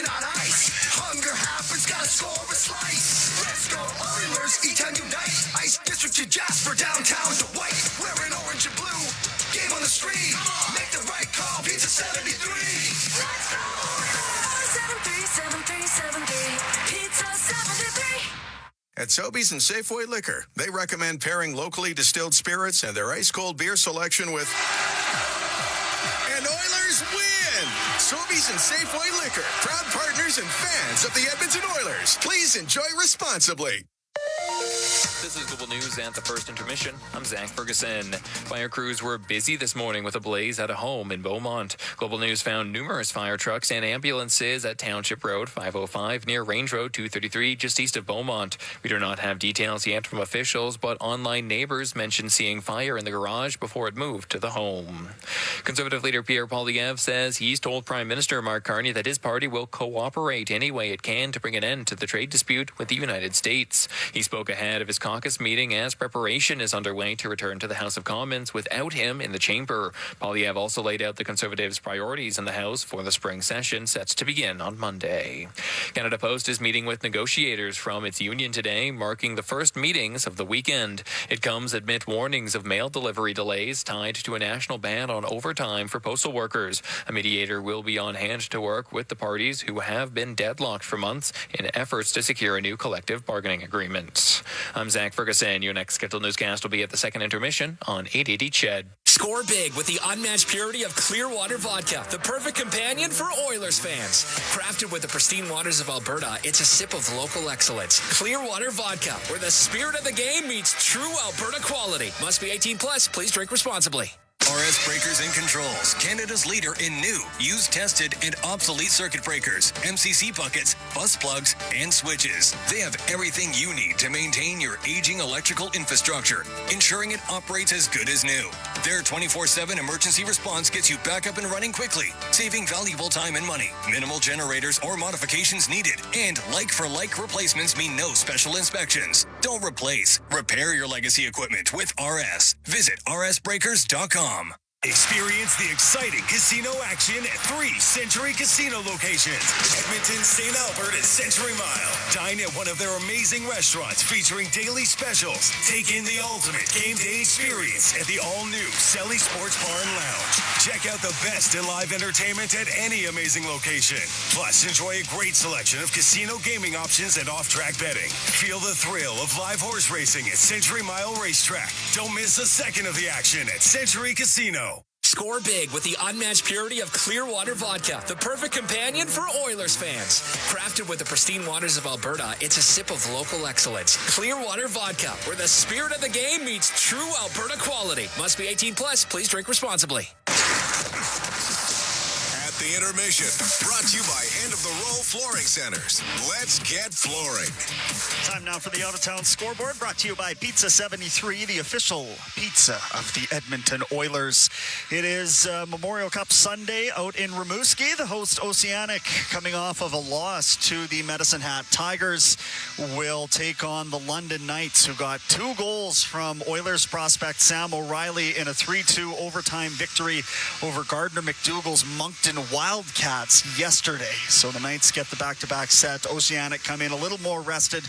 Puck will drop in that one at 6 o'clock local. So what does that make it? About 4 o'clock our time, a couple hours from now. Otherwise, the Eastern Conference Final is... it belongs to the Florida Panthers, okay? They've got a 3-0 lead. It was another monstrous victory, 6-2.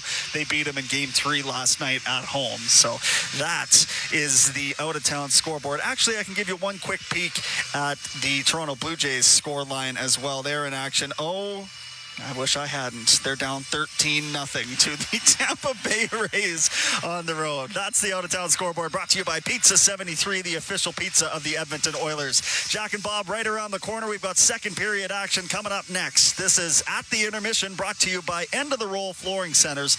Let's get flooring. This is Ford Dealers NHL Hockey on the Oilers Radio Network. Hey, Edmonton. Ever think about who gets your hard-earned money when you buy groceries or gas?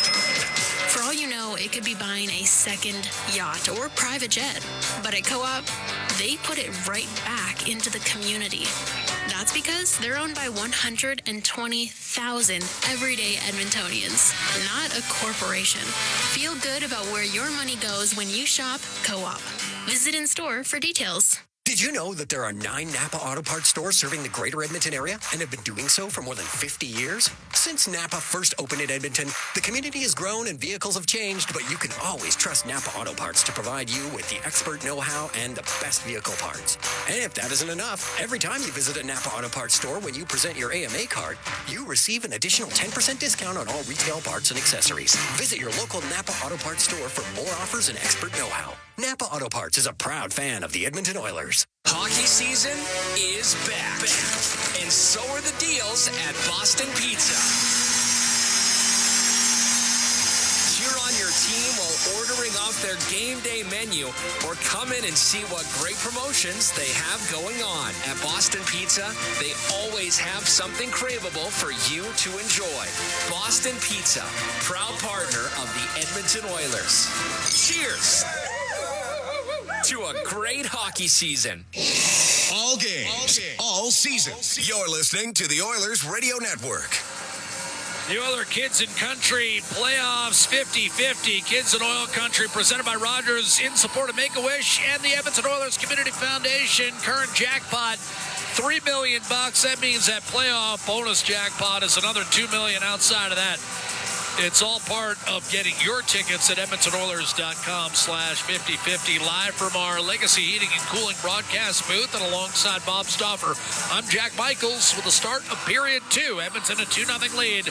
Bouchard from Nugent Hopkins and Kulak at 14:02. A slap shot from Bouchard and then a give and go. McDavid finishing a pass from Nugent Hopkins 36 seconds later.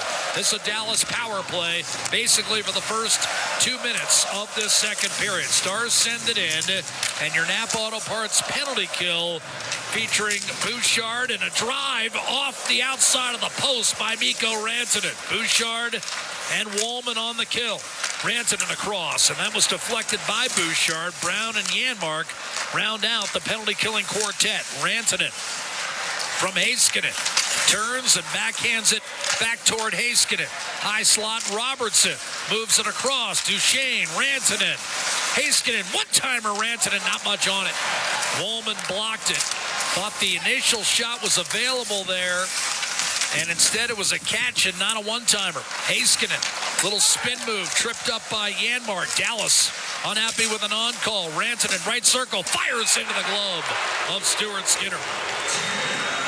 Halfway through the Snap Auto Parts penalty kill, Dallas zipped it around impressively, though, Bob. I thought there was an available one-timer that they did not take, and it cost them.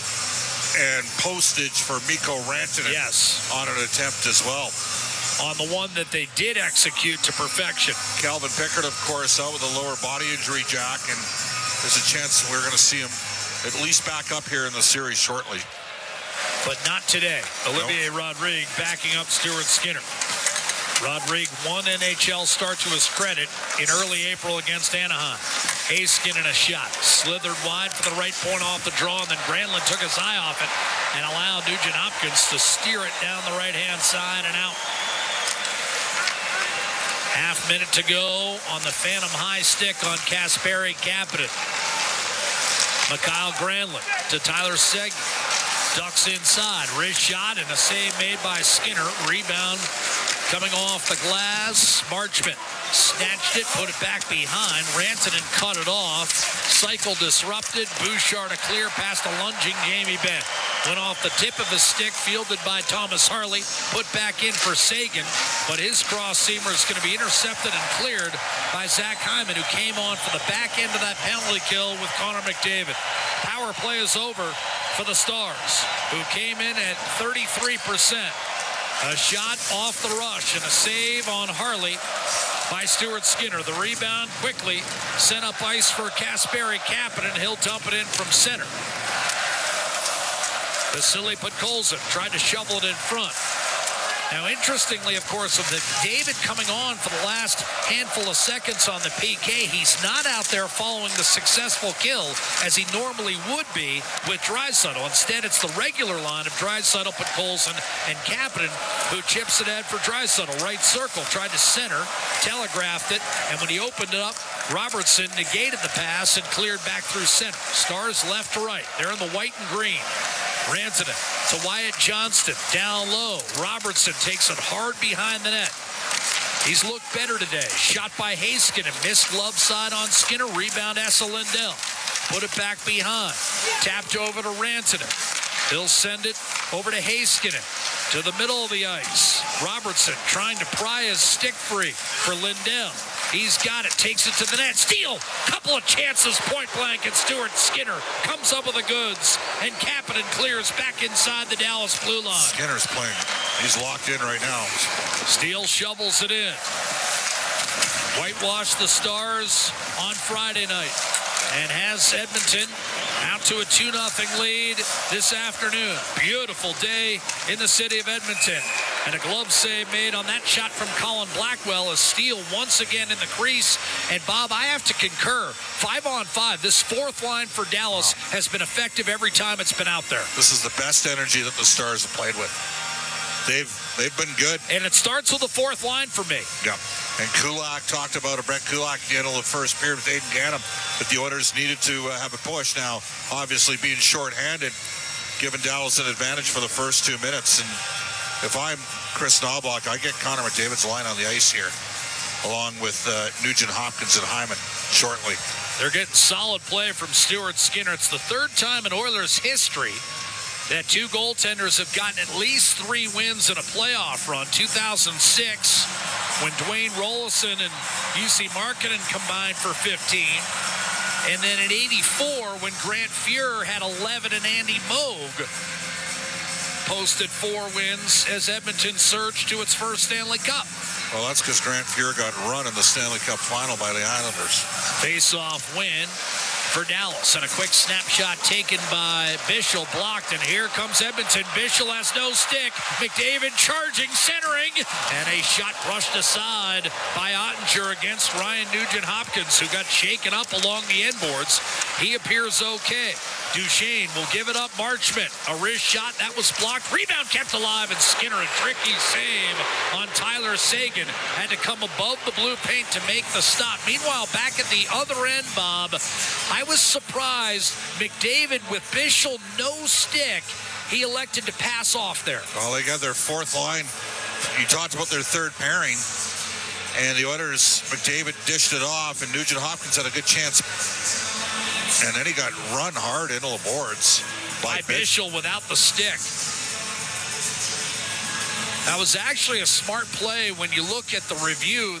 The other Dallas defenseman took a run at McDavid, and that's why I believe in that split second he elected to try to move it, and Ottinger got a piece of Nugent-Hopkins' shot as Bischel rode him into the end boards. Nugent-Hopkins did not appear the worse for wear. Off the draw, here's a shot by Harley through traffic, and Skinner able to locate it. And I think what we've seen today, Bob, and there's some pushing and shoving, but it's going to settle down. They're going after Bouchard. That's the guy they're going after, and why wouldn't they? I mean, he's leading the defense and scoring in the entire playoffs for all teams. I think Skinner's been more aggressive today. Yeah. Particularly more so than in game one. He's finding the puck better, Bob. Yeah, Evander Kane replacing Nugent-Hopkins on this line right now. The Oilers got to get going here, though. Dallas has been taking it to Edmonton since the Oilers got the 2-0 goal. And we're going to drop the puck again. McDavid out there with Kane and Hyman. I mean, Bischel was lucky. That wasn't a penalty.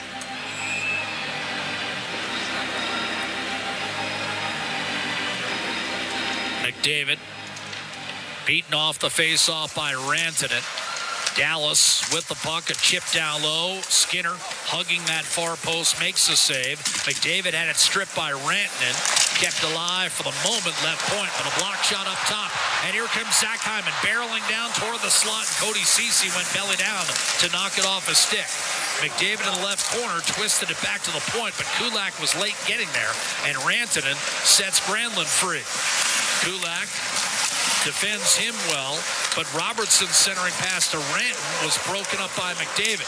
Briefly tapped off the stick by Rantanen, and now McDavid across to Evander Kane. His shot elevated up and out of play by Harley with 15-17 remaining in the second period. And the Stars, as Bob mentioned, have come out and outshot the Edmonton Oilers by a count of 9-1 to open this second period inside of 5 minutes. And, of course, the Oilers had to kill the first two. Now, Edmonton has had 2 odd-man breaks, and that's converted neither. Yeah. Good play by Ceci, rushing back to knock it off of Hyman's stick. And then Evander Kane could not thread it through the stick of Thomas Harley. Face-off win for Wyatt Johnson to the right of Ottinger against Draisaitl. The puck flipped up the middle. Draisaitl locating Frederick. Off the right-hand side, Corey Perry. Sharp angle shot. Flipped the left shoulder of Ottinger and sailed out of play. Love it. 5 minutes gone by in the second. Nothing wrong with taking a shot from there, just making him work a little bit. Sometimes you bank those in off the ear hole.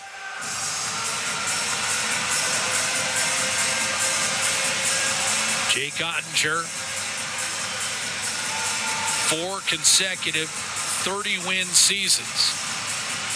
Broke onto the scene with a fabulous performance, albeit in defeat. 7-game overtime loss to the Calgary Flames in 2022. Otherwise, Edmonton would have played Dallas instead of reinvigorating the Battle of Alberta. Dramatic 5-game series ended by McDavid after a 17-point performance from Draisaitl. Here's Darnell Nurse off the draw, set up by Draisaitl. Could not get a wrist shot through. Stetcher across to Nurse. He'll try it again, and once again has it deflected. Esa Lindell. The outlet pass on target for Dodonov. Up to Jamie Benn. Trailer is Wyatt Johnston as Stetcher defends Dodonov. Johnston had it knifed off his stick by Draisaitl, who wants a change. Esa Lindell scampers back to collect for Dallas. Left to right come the Stars. Backhanded in by Blackwell. Stuart Skinner to handle the puck for Edmonton. Turns it over. Sam Steele. Quick shot. Hit the side of the net. Blackwell in the vicinity. Keeps it alive for Petrovic. Pete DeBoer comfortable going with fourth line and third pair together as a 5-man unit. Beck shoots wide from the left point, and that's broken up. Beck is able to keep it alive. Left half boards for Steele. Now Blackwell cuts to the middle and couldn't pull the trigger. Taken away by Matthias Janmark. He's on the puck for Edmonton. Janmark around Sam Steele. Gliding into the Dallas zone. Forced out wide. Sharp angle chance, and he just missed the net. Marchment able to punch it forward inside the Edmonton line. Klingberg launches it ahead. He had McDavid, who didn't get a piece of the puck. Ottinger steers it into the corner, and it's rifled up by Alex Petrovic. Marchment, well played by Bouchard. Took away his space, but Duchesne jumped into a seam and came up with a puck.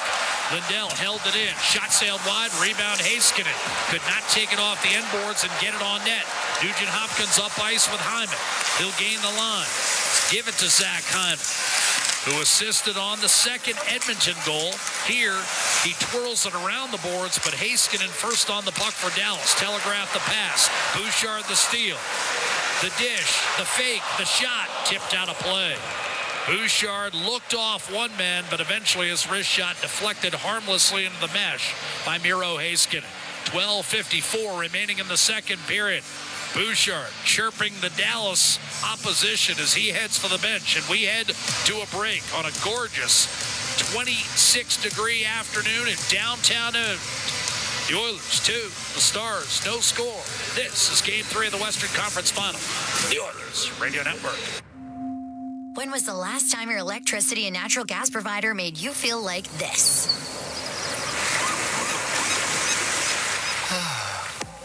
Low rates, no strings attached, year-round perks, and local energy experts who always have your back with Encore by Epcor. Find that carefree energy feeling at encore.epcor.com/carefree. Customers are free to purchase natural gas or electricity services from a retailer of their choice. For a list of retailers, visit ucahelps.alberta.ca or call 310-4822 toll-free. Blue-collar work deserves big dollar perks. Get a heavy wallet with Heavy Metal Equipment and Rentals. Heavy Metal Equipment and Rentals is hiring heavy equipment technicians, maintenance supervisors, PM servicemen, maintenance coordinators, and pretty much every other position that makes Alberta go. We help move the earth that makes Alberta grow. So why not work for a company that makes your bank account grow too?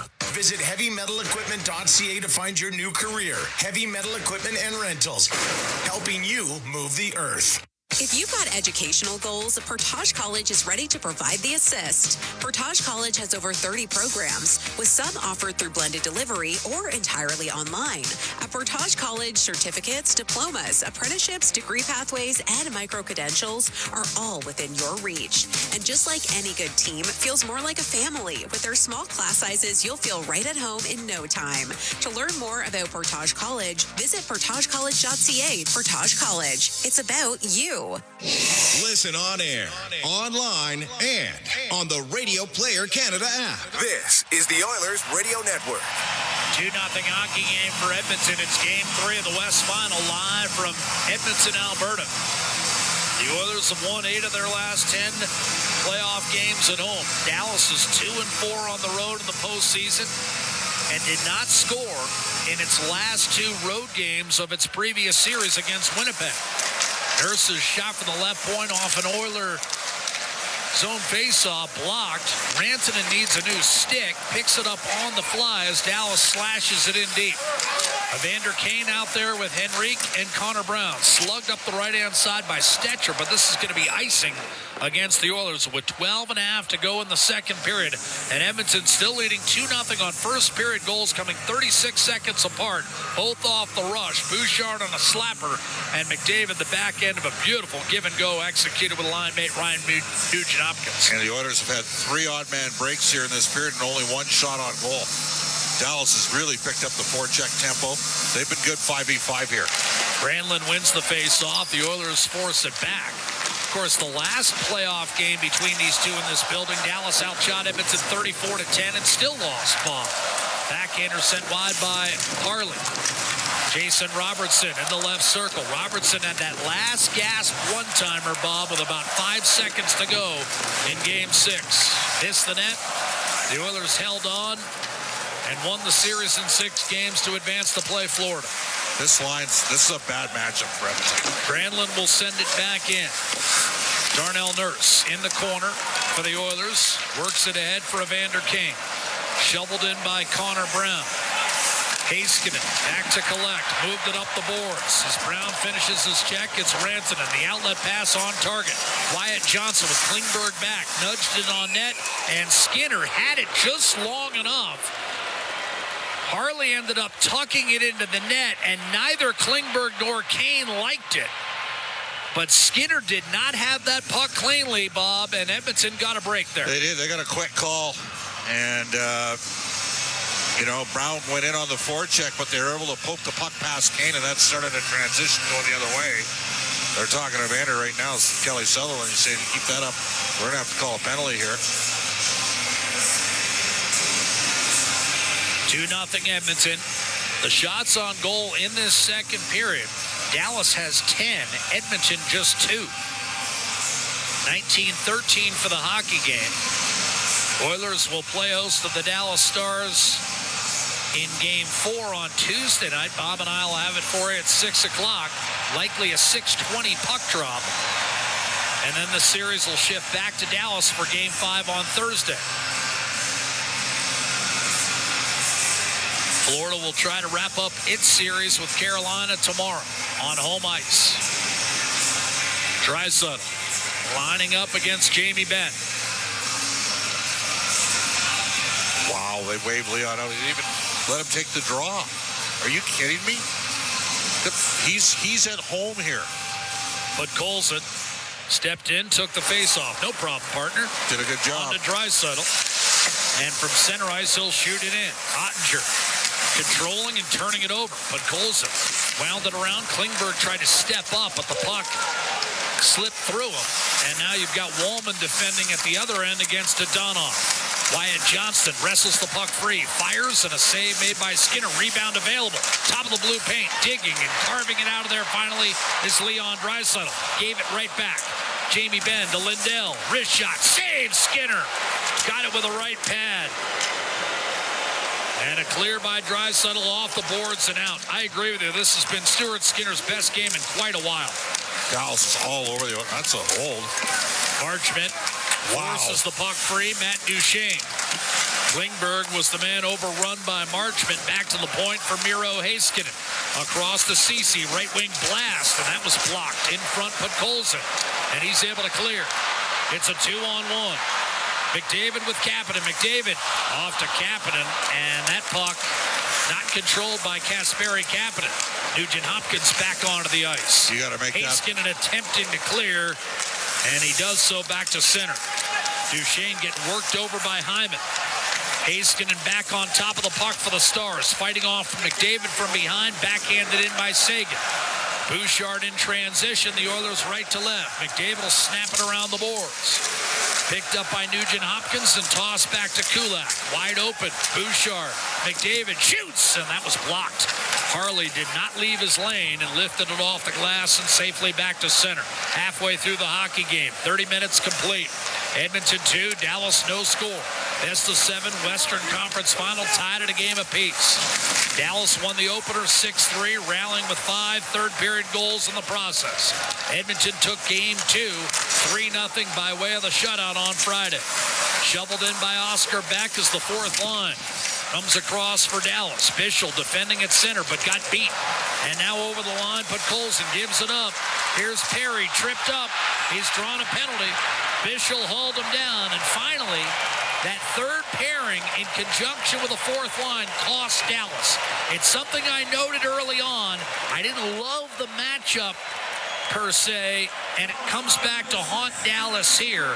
Not so much the fourth line. They've been very good, but you get your third pair out with the fourth line, sometimes it leads to exactly what we just saw, and that's Bischel on a reach infraction, hauling down Corey Perry. The two, of course, squared up with Bischel turtling against a man 19 years his senior back in game 1.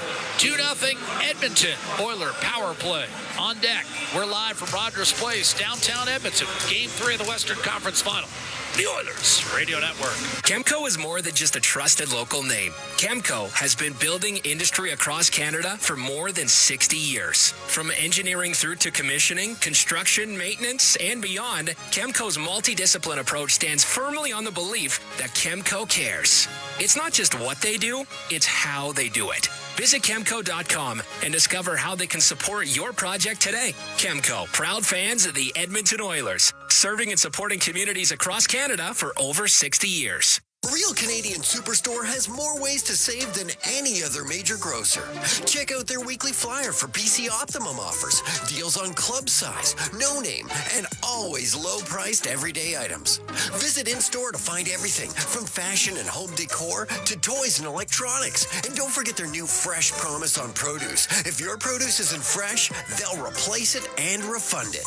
There are so many ways to save at Real Canadian Superstore. See their flyer for details.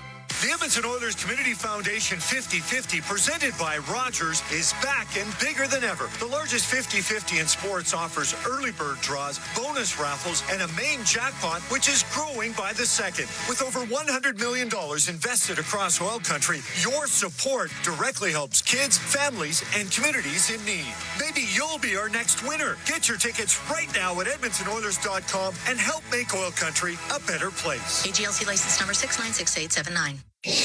All games, all seasons. You're listening to the Oilers Radio Network. Stuart Skinner has kept Edmonton's 2-0 second period lead intact, and now his power play will try to extend. 6 for 10 on the power play in the postseason at home, but off the draw. And this is where Dallas has done a solid job thus far in the first couple games of this series, and that's on the draw against Leon Draisaitl. On the power play, here's McDavid racing in right-hand side. Oilers 1 for 5 in game 2. Nugent Hopkins shovels it back to Connor McDavid. 2 for 8 in the series. Edmonton on the man advantage. A steal, and that's pitchforked out by Steele. Race for the puck. Skinner did not come out and play it and had to deal with a one-handed jab by Blackwell, which he handled routinely. 13 second period saves for Stuart Skinner. McDavid working his way in. Nugent Hopkins, Perry, Draisaitl, and Bouchard round out the Atco Energy power play unit. Draisaitl just 1 power play goal in the playoffs. McDavid Up to Bouchard. These are the two goal scorers today for Edmonton. McDavid and Bouchard. 36 seconds apart in the first period, both at even strength. Draisaitl, right circle, down low to Nugent-Hopkins. Had trouble with the pass, got it back to Draisaitl. Nugent-Hopkins from beneath the goal line. Draisaitl showing one-timer, but not taking it. Bouchard in the high slot, broken up, intended for Nugent-Hopkins. Cody Ceci up the right-hand side. Wyatt Johnston short-handed. Ceci heading for the net, but Johnston conservatively just puts it behind the Oiler goal. And now Draisaitl with Hyman coming on to replace Perry. McDavid to Draisaitl. Jake Wollman standing close by, and a very late tripping call on Sam Steele. They almost didn't pull the trigger on that one, Bob. Yep. But now Steele will go to the box at 12:18, and it's back-to-back power plays for Edmonton and 18 seconds of 5-on-3. Well, they didn't score in the 5-on-3 on Friday night. That was 20 seconds. This will be 18. Now, Steele's their best face-off man. He's at 55%. He's not. The Oilers are trying to buy some extra time here. Got to get a face-off win. Got to attack the net.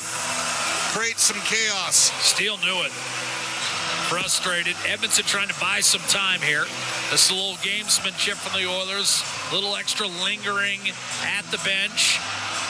And they're going to send out Adam Henrique as part of this power play unit. Henrique, Draisaitl, McDavid. They got 6 guys on the ice. Yeah, there's some confusion. And now Henrique will be called off. Evander Kane is going to get the call with Zach Hyman. So no Nugent-Hopkins. Evander Kane instead. McDavid, Draisaitl, Hyman, and Bouchard. Face-off again, won by Dallas. This time Colin Blackwell, who's going to race over and make certain of a clear against Bouchard, and that'll do it for the 5-on-3. Colin Blackwell has been very good on the kill for the Stars.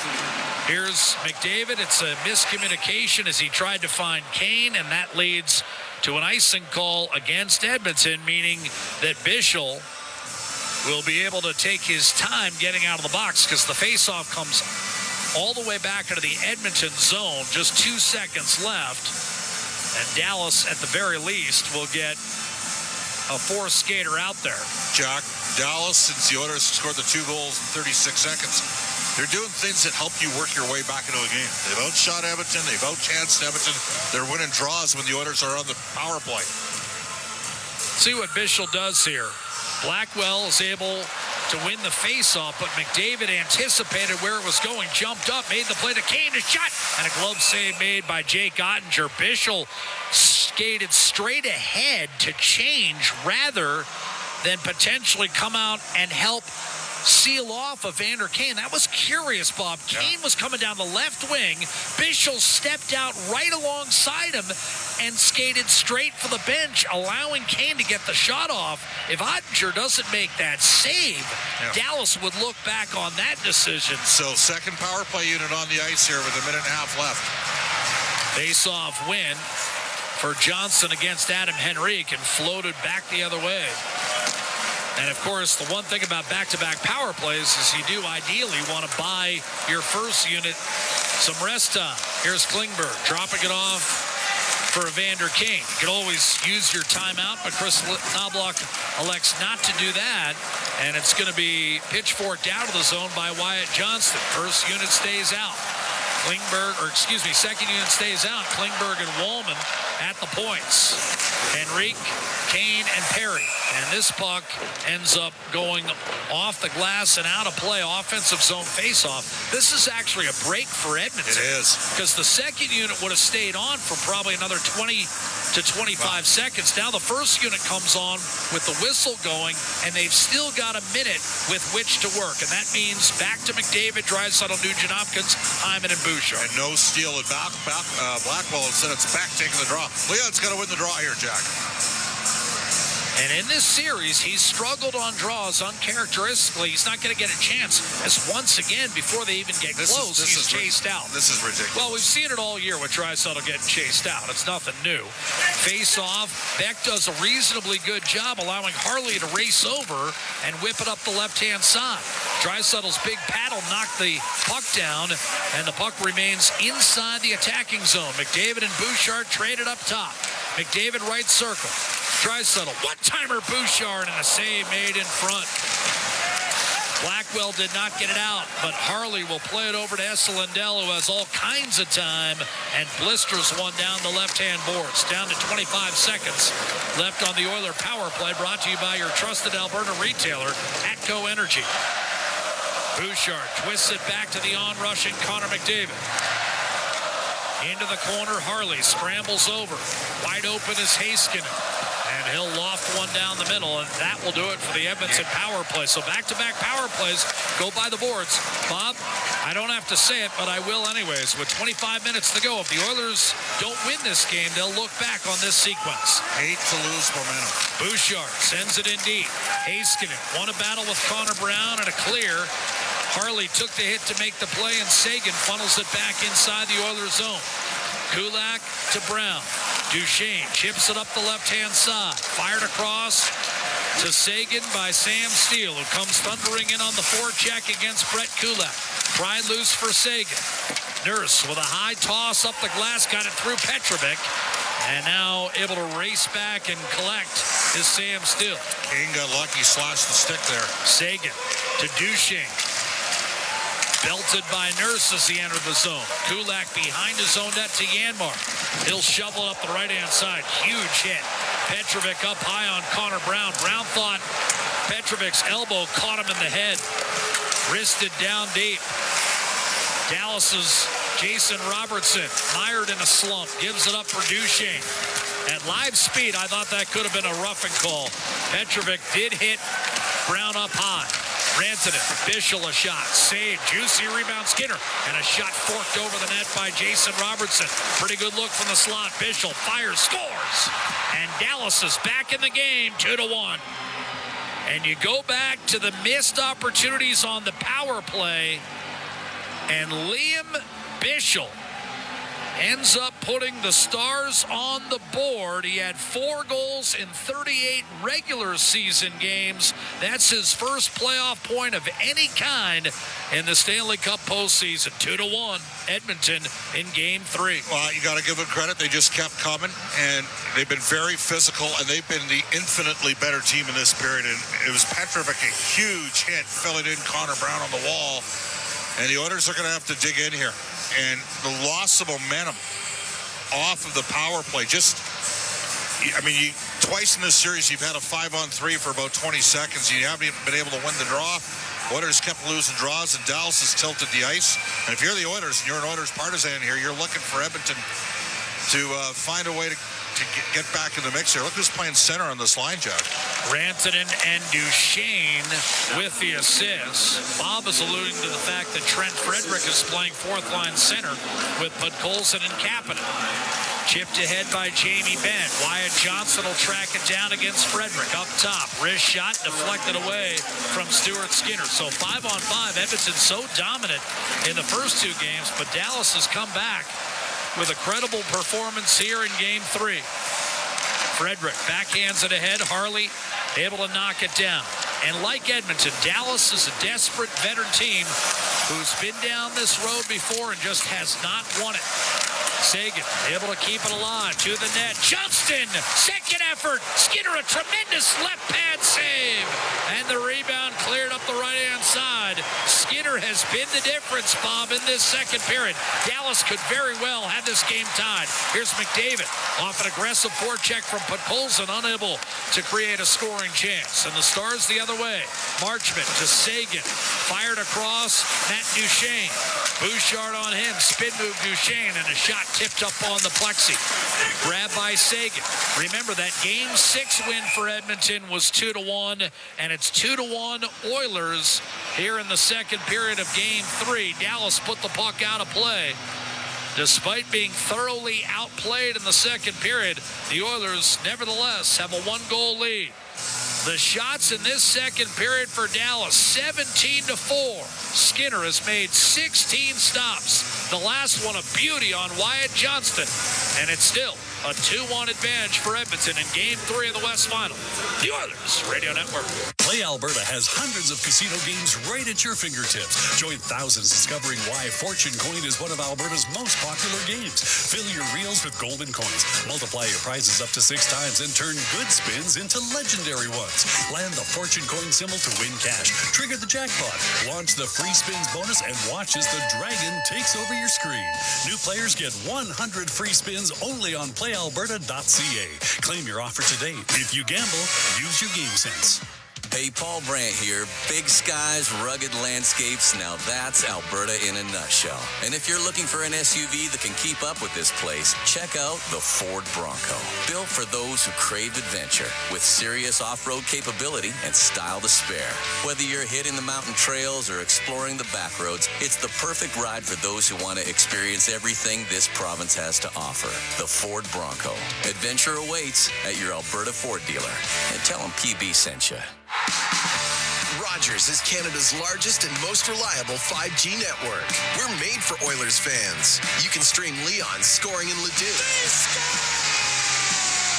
Watch Tide tie things up in Tofield. Or check out Connor doing Connor things in Kalmar. And even watch Stewart steal the show while you're in Sedalia. Try saying that 3 times fast. Rogers, proud partner and fan of your Edmonton Oilers. Listen on air, online, and on the Radio Player Canada app. This is the Oilers Radio Network. Draisaitl, Janmark, and Kane out for Edmonton in a 2-1 game. The Dallas Stars, Liam Bichsel scoring just a few minutes ago to pull the visitors within 1. Evander Kane up the gut looking for Draisaitl. Harley defending. Forced free by Heiskanen. Did not get it out of the zone. Weird bounce to Janmark, and now no stick for Harley. Advantage Edmonton here. Kane wrapped up down low with Mikko Rantanen. Janmark swallowed up by Harley, now with a stick. And it's eventually rifled down the middle. That will allow the Stars to get fresh lumber. Granlund has given his stick to Harley. Now he's got one of his own, as Harley defending against Matthias Janmark. Bumped up the right-hand side. You've got Jamie Benn flipping it in deep. Tracked down by John Klingberg.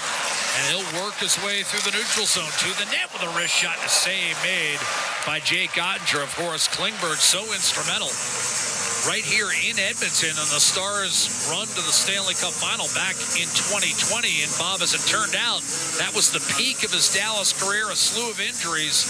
And you and I have been really pleased with his second indoctrination as an Oiler. Yeah. He's been much better in the postseason than he was in the regular season. There's no question about that. You know, Jack, 2-0 game. The Oilers had 4 odd man breaks and only hit the net with 1 shot. And missed some glorious opportunities to gain a little bit of separation. Now Dallas right back in it. And it started with a poor power play from Edmonton. Back-to-back, basically 4 minutes to work with. Couldn't capitalize. Ben won the faceoff, but Dallas didn't get it out. Here's McDavid darting behind the net. And now spinning left point. Hyman and Perry. It's a total mishmash as Chris Knobloch has shaken up all 4 lines, having seen his team outplayed at 5-on-5 today. Wyatt Johnston backhands it safely back into the Edmonton zone. Here's Wollman racing back, gliding his way through the neutral zone, hitting the line with speed, only to have his shot stuffed by Cody Ceci.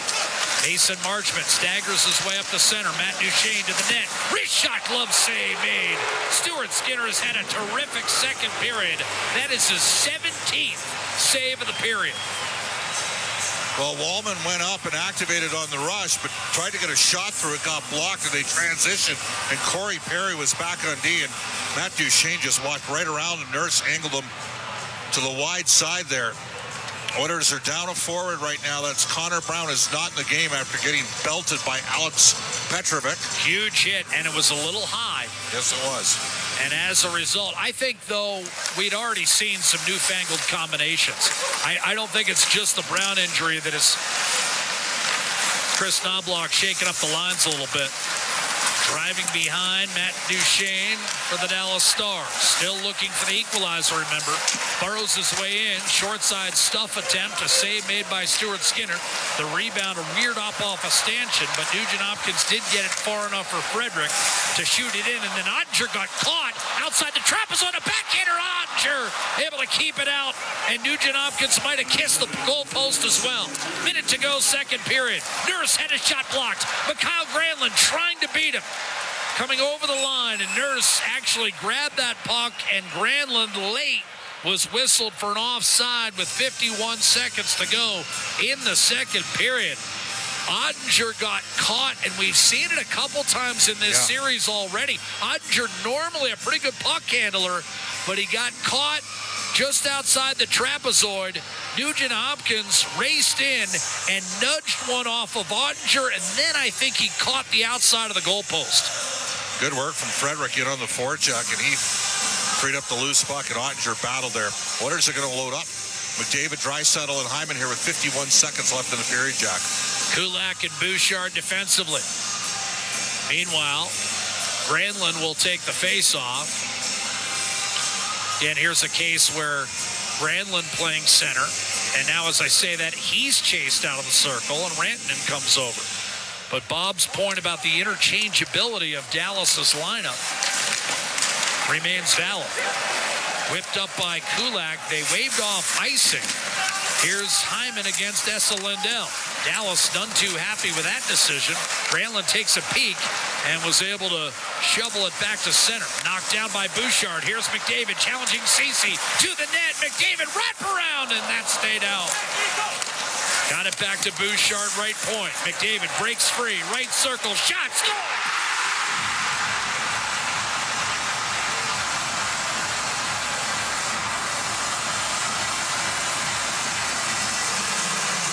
Well, that's the world's best player, and right now maybe the best player defenseman in the NHL in the playoffs. Evan Bouchard combining again.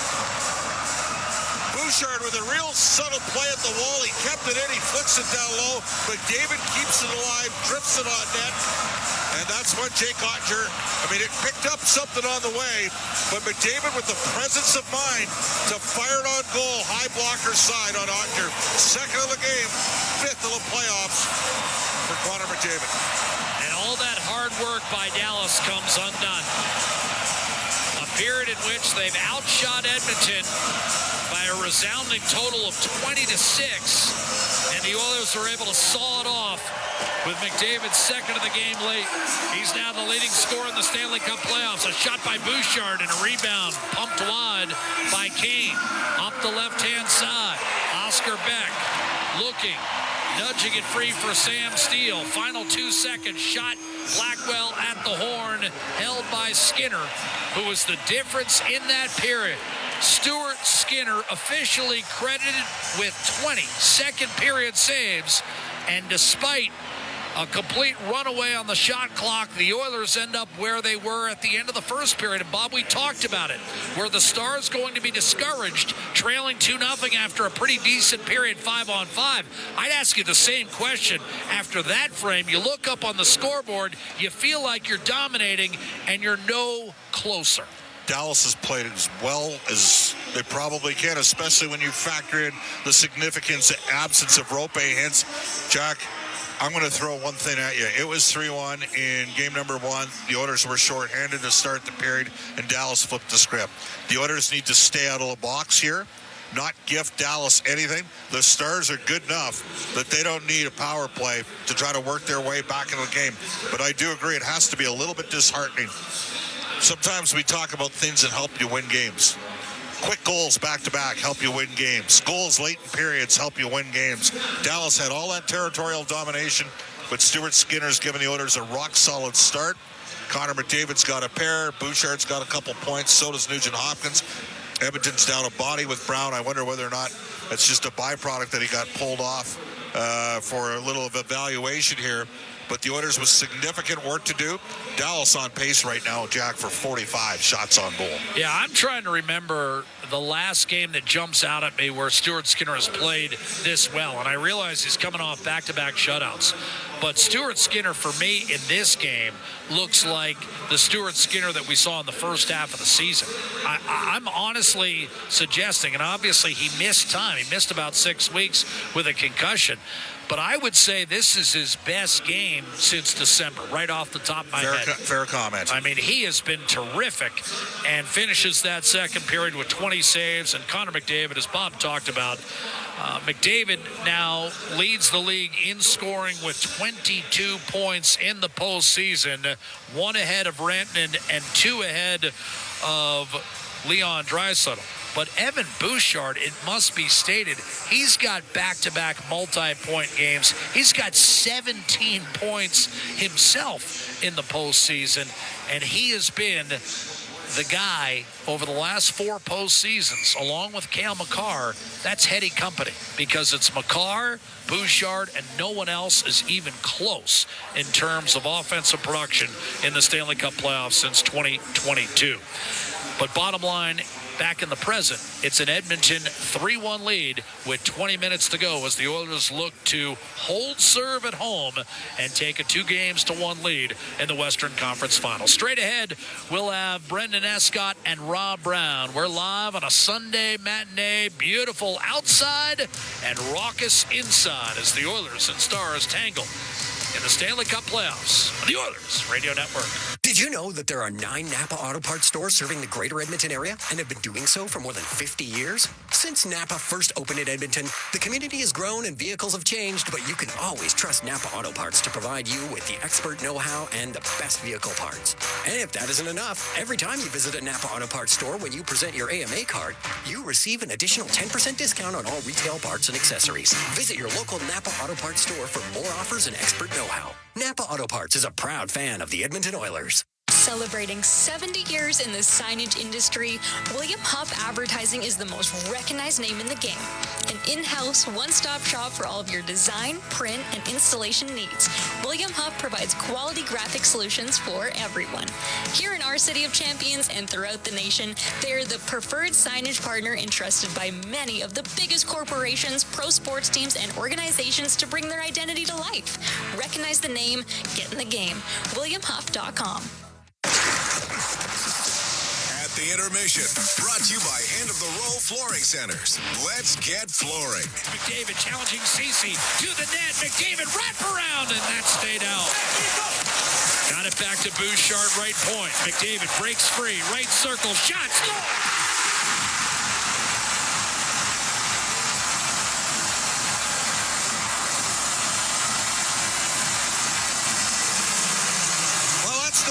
Best player, McDavid with the presence of mind to fire it on goal, high blocker side on Ottinger.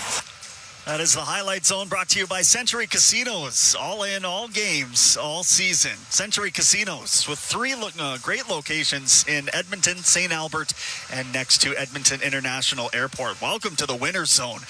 Connor McDavid with some late period heroics there. It is a 3-1 scoreline after 40 minutes. Brendan Escott here, Rob Brown alongside. And Rob, this isn't this scoreline here without Stuart Skinner that period. He really stood on his head. You're right. This is the Stuart Skinner show. He was excellent in that period. When the Oilers were up 2-0, about halfway through that period, they weren't the better of the 2 teams. The Dallas Stars, they had a really good first period and even better second period. And Stuart Skinner was excellent. Then Dallas gets the goal, and all of a sudden it's 2-1, and then Dallas kept pushing and pushing and pushing. And a number of the Dallas Stars' best players had opportunities. You know, Rantanen and Robertson, and then Duchesne, who has really, really struggled to find the back of the net in these playoffs, has his best opportunity in the series. And he gets robbed by Stuart Skinner. It was just an excellent period by Skinner that allowed the Oilers to have their one break and take advantage of it. And the Oilers didn't get a whole lot of great looks in that second period, but they got one late in the period. Chris Knobloch put his best players out together as a line. Hyman played with Nugent. Hyman played with McDavid and Draisaitl, and then the Dallas Stars got caught. Two players went to the defenseman Bouchard when they couldn't get it out, and that left Connor McDavid open. He had a bit of a stretch between him and the player chasing him, and that is a goal that you need save that you need from your goaltender. Ottinger didn't make the save. Connor scores from distance, and a Dallas Star team that had 20 shots in that period and were by far the better of the two teams gained nothing as they still find themselves down 2 in the game. Despite outshooting them 30-18 in total, they had 20 shots in that period, or 21, I guess, because one of them got past Stuart Skinner. Connor Brown, Rob, is absent from the bench. That was a heavy hit from Alex Petrovic. That's the biggest hit that we've seen in an Oiler game in the playoffs. There have been a few around the league that we've seen in highlights, but that's one that you could see coming because we're in the press box.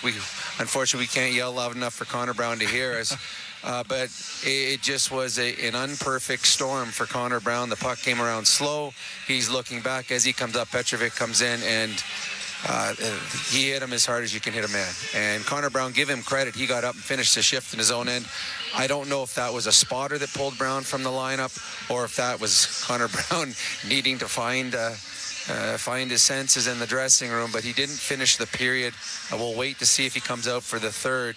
But a huge hit for Dallas in a period that they had all the momentum, and unfortunately for them, weren't able to somehow find a way to get a little bit closer in this game.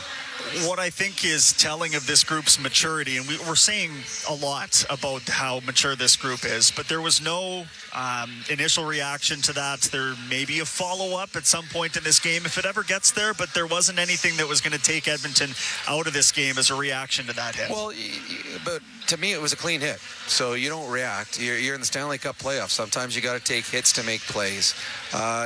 You react, you take a penalty, and all of a sudden Dallas scores. So that's just silly. It is a long road to win a Stanley Cup. There's a lot of bumps and bruises, and sometimes you get knocked on your butt. But there's one goal, and one goal is to make it to the Stanley Cup Finals, then hoist the cup at the end of the series. So to me, there was nothing dirty about that. That was simply a big man following through on a check on a guy that wasn't expecting it. So yeah, I wouldn't even expect, even in this game. This is a game the Edmonton Oilers, as much as the Oilers have played really good hockey in this series, and by far the better of the two in Dallas, the series is still only 1-1. So you do not go out of your way to take a silly penalty in a game that's too important.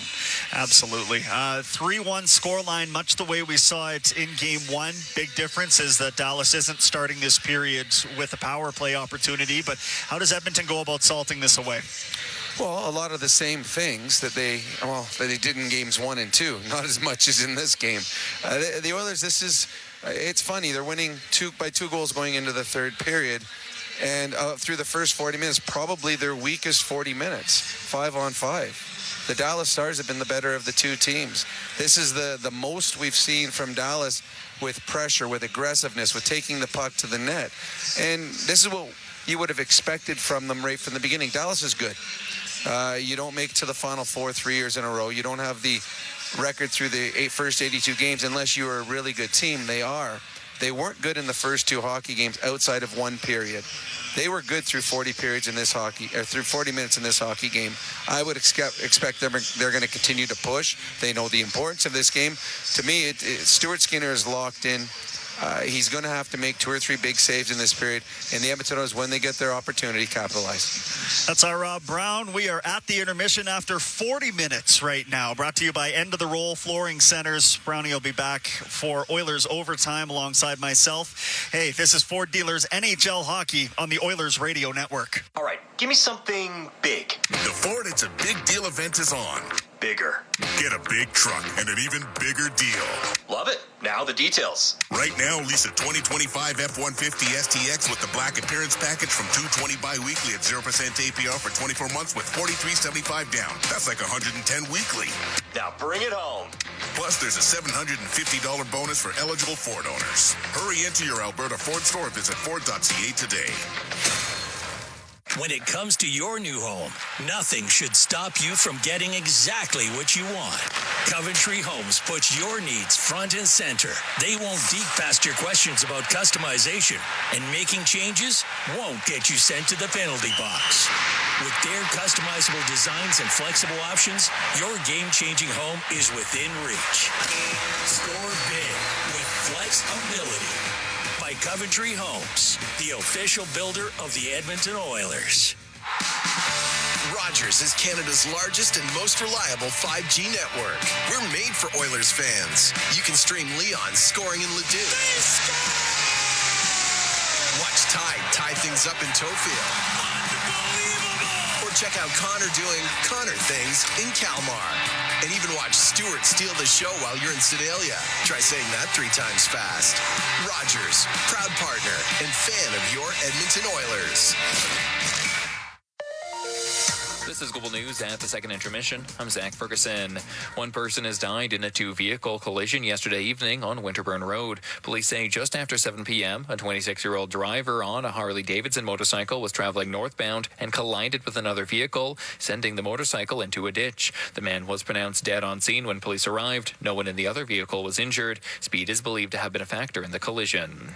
Conservative leader Pierre Poilievre says he's told Prime Minister Mark Carney that his party will cooperate any way it can to bring an end to the trade dispute with the United States. He spoke ahead of his caucus meeting as preparation is underway to return to the House of Commons without him in the chamber. Hundreds of Albertan babies were hospitalized with RSV last winter. Doctors want all newborns to get preventative RSV shots, but the province is limiting access. The president of the pediatrics section with the Alberta Medical Association, Dr. Sam Wong, says doctors will continue to advocate for the administration of the medicine. I'm Zach Ferguson. Your next scheduled newscast will be after the game on 880 CHED. Hey, Edmonton. Big moves need big talent, and AMJ is your go-to partner. For all local residential and commercial relocations, AMJ delivers a smooth, stress-free experience. AMJ, your team for every move. Contact your local branch today. The Edmonton Oilers Community Foundation 50-50, presented by Rogers, is back and bigger than ever. The largest 50-50 in sports offers early bird draws, bonus raffles, and a main jackpot, which is growing by the second. With over $100 million invested across OilCountry, your support directly helps kids, families, and communities in need. Maybe you'll be our next winner. Get your tickets right now at EdmontonOilers.com and help make OilCountry a better place. AGLC license number 696879. Did you know the RCMP polices over 99% of Alberta's landscape? From the oil sands to the Rockies to the prairies, the RCMP has a province covered. Providing policing services to more than 1,700 communities and with over 150 career specializations, the Alberta RCMP has something to fit everyone's goals and lifestyles. Visit rcmpcareers.ca and take the next step towards your career with the Alberta RCMP. A message from the Government of Canada. Hey, Edmonton. Big moves need big talent, and AMJ is your go-to partner. For all local residential and commercial relocations, AMJ delivers a smooth, stress-free experience. AMJ, your team for every move. Contact your local branch today. The Intermission, brought to you by End of the Row Flooring Centers. Let's get flooring. Time now for the out-of-town scoreboard, brought to you by Pizza 73, the official pizza of the Edmonton Oilers. Oh, man. The Carolina Hurricanes are up against it, down 3-0 in the Eastern Conference Final, and these games have not been close. If you've been following along, you know exactly what I mean. If not, just picture the third period of Game 1 of this series, but over and over and over again. Florida has been dominant. 6-2 the final last night. They will try for the series sweep. The Panthers will tomorrow, 6 o'clock our time. In the Memorial Cup, the London Knights taking on the Rimouski Oceanic, the host team. 0-1 right now, the Oceanic. London picking up an overtime win yesterday over Moncton, getting a 2-goal effort from Oilers property Sam O'Reilly. As far as the Blue Jays go on the diamond today, an ugly effort. 13-0 the final there in favor of the Tampa Bay Rays. So that is where we sit through 40 minutes. I guess I should mention puck drop on that Oceanic and London Knights game at about 4 o'clock if I didn't already. We here have puck drop on the third period right around the corner. It's going to be a doozy. It's going to be a special finish to this game. Stuart Skinner's locked in. He's leading the team back to the ice. We'll chat again in Oilers overtime. On behalf of Rob Brown, it's Brendan Escott. Enjoy the third period. Jack Michaels, Bob Stauffer have the call next. This has been At the Intermission, brought to you by End of the Roll Flooring Centers. Let's get flooring. This is your Ford dealers, NHL hockey on the Oilers Radio Network. Pizza 73, the official pizza of your Edmonton Oilers. Loyal to the oil, in Edmonton we trust. Rising to the top like a pizza crust. Got the flavors to play, yeah. Cooking on ice. Hunger happens, gotta score a slice. Let's go Oilers, E-Town unite. Ice District to Jasper, downtown to White. Wearing orange and blue, game on the street. Make the right call, Pizza 73. Let's go Oilers. 737373, Pizza 73. The same AI-powered technology that helps Oilers fans move through security efficiently at Rogers Place is also available for Edmonton area schools, hospitals, and workplaces. Evolve Technology, proud partner of the Edmonton Oilers and official security screening partner of Rogers Place, helps identify potential threats and create safe experiences at hockey games and wherever people gather. Visit Rogers Place to experience Evolve live or check out evolve.com for more information. That's evolv.com. Get ready to live sky high. Sky Signature Suites offers remarkable units for rent featuring sophisticated floor plans, designer finishes, and breathtaking views. Experience resort-like amenities including a full-time concierge, yoga and fitness studios, golf simulator, plus indoor and outdoor lounges for you to live your best life. Visit SkySignatureSuites.com and make your home high above the ordinary. All games, all seasons. You're listening to the Oilers Radio Network. 3-1 hockey game for the Edmonton Oilers, who get Connor McDavid second of the night, 18 and a half seconds before the break. Bouchard with a goal and an assist today. Nugent Hopkins, 2 apples. And Edmonton, despite being outshot 21-7 in the second period and losing Connor Brown for the remainder of the game now, we're told. He will not return after that high hit from Alex Petrovic at live speed, Bob, and I haven't had the chance to see every possible angle. I did think he caught him. Oh, it was high. I thought it was high, and I thought maybe the elbow got up near the head.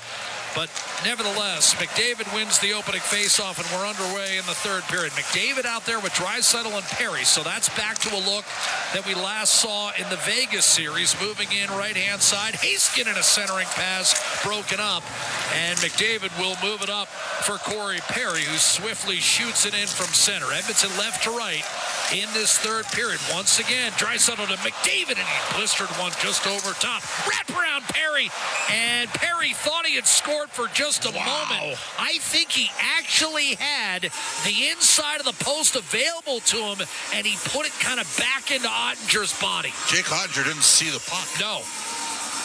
He had lost sight of the puck on the first McDavid shot, which... Let's see where Perry puts this. See, he did. He had a good foot and a half of the goalpost available to him, but he put it right into his pads. So the Oilers are going to go Nugent Hopkins, Kane, and Hyman here. Right. This trio has had about a 64% expected goals for 5-on-5 when they play together. And they last played together against Vegas in Game 3 in this building, and that was the game where the Oilers coughed up an early 2-0 lead, Bob, and lost at the buzzer. Haven't played together since. Jamie Benn on an outlet pass will snap it in there from Thomas Harley. Darnell Nurse up the left-hand side. Again, Edmonton down to 11 forwards with the injury to Connor Brown. Chipped in, and Jake Ottinger will send it over to Cody Ceci. Game 4 will be Tuesday night at 6 o'clock right here at Rogers Place. Nugent Hopkins grappling for puck possession. Jamie Benn whirls it up to the Edmonton blue line. Nurse, and now we've got it breaking open. Nugent Hopkins, right circle wrist shot, and that grazed Ottinger and stayed out. Just missed the far post. That was a great shot. Lead pass too far, and Klingberg unable to connect with Kapanen, icing against Edmonton with 1:15 gone by in the third period. I don't mind the shift for another reason, Bob, and it's something you alluded to earlier in this game when Evander Kane was with Adam Henrique. Nugent Hopkins is going, and maybe pairing him with Kane gets Kane going a little bit. The other thing is, Jack, the Oilers 5v5 weren't going in the second period. At all, on all four lines. Nugent Hopkins lining up against Matt Duchene. This, for my money, I know the fourth line has been the energy line. This is, among the three scoring lines, been the most dangerous this afternoon. Kane will lift it behind the Dallas defense. Bischel able to locate over to Alex Petrovic. Right-hand side for Marchment. He'll scoot away from traffic in the form of Henrique. Petrovic to Duchene, and Marchment will bang it back in. Wallman with Marchment crowding him and ultimately nudging that toward the net, allowing Stuart Skinner to pick it up. Minute 39 gone by, third period. Stuart Skinner, 30 saves today. And it's interesting he's at that number because, Bob, I looked it up a little bit further, and I would say this is his best game. And I know he had the shutout in San Jose and a couple of shutouts, earlier in this playoffs. But I would say this is his most impressive outing since that mid-January 1-0 game against L.A., where he turned in a clean sheet with 30 saves. I think you're going to see a lot of three lines from the Edmonton Oilers here.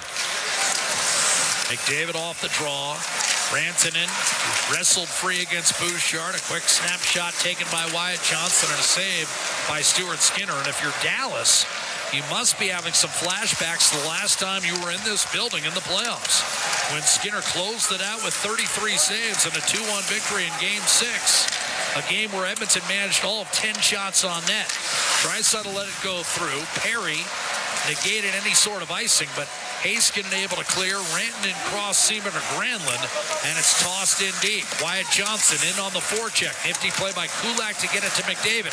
And now Draisaitl has the feet moving as he'll softly send it in for Trent Frederick and peel off on a change. Granlund carved it loose for Cody Ceci and then backhanded it up to Blackwell and guided in by Sam Steele. Could not get through Troy Stetcher, however, and it was cleared as far as the line. Hacked back in by Esa Lindell. Stetcher to Darnell Nurse, who resets for Edmonton. Troy Stetcher back to Trent Frederick. Matthias Ekholm still a scratch for tonight's game, or today's game rather, and the next opportunity for him to be able to play would be Tuesday night, Game 4 against Dallas. I think if you asked Bob and I and you pumped us full of the truth serum, we'd probably say we don't feel he's going to play in Game 4 either. No. One thing that's going to be interesting for Edmonton here is if Brown's being held out for the rest of the game, if he can't go on Tuesday, the Oilers have a right winger that they signed on free agency day that'd love to get back. Victor Arvidsson. Yeah. No stranger to Dallas, of course, having been in the Central Division for so many years. Here's Marchment off a chance, a wrist shot to save, and Skinner with a puck bouncing around, and somehow it stayed out.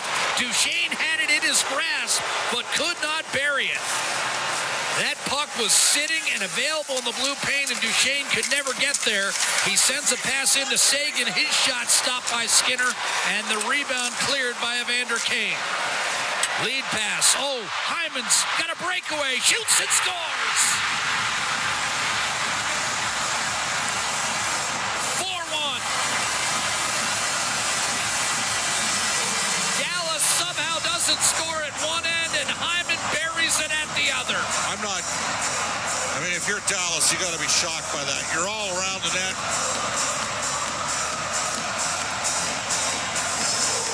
And I believe it was how that puck stayed out. I have no idea. And then Nugent Hopkins with a great stretch pass to Zach Hyman. They're checking to see if it's offside. Dallas got their line on the ice. He's got a playmaker with 3 assists tonight. Ryan Nugent Hopkins has 7 points in this series. 7. And Edmonton on the verge of taking a 2-1 series lead. The Oilers 4, the Stars 1, 16 and a half to go. Heiskanen weaves his way in, his shot blocked, and Kasperi Kapanen will bring it to center and dump it in. Back to get it. Jamie Benn up the left-hand side for Wyatt Johnston. Heiskanen hits the line. Dallas has to be thoroughly frustrated at this stage of the game. Shot clock reads 34-19 for the Stars, and yet it's Edmonton with a 3-goal lead. Sometimes the shot clock can be deceiving. It's not this afternoon. Here's to Donov. Centering pass and a shot by Robertson stays out. Dallas would dearly love to get him going. Heiskanen shot from the right point, deflected, out of play. 4 1/4 gone by in the third period. Edmonton leads by a count of 4-1.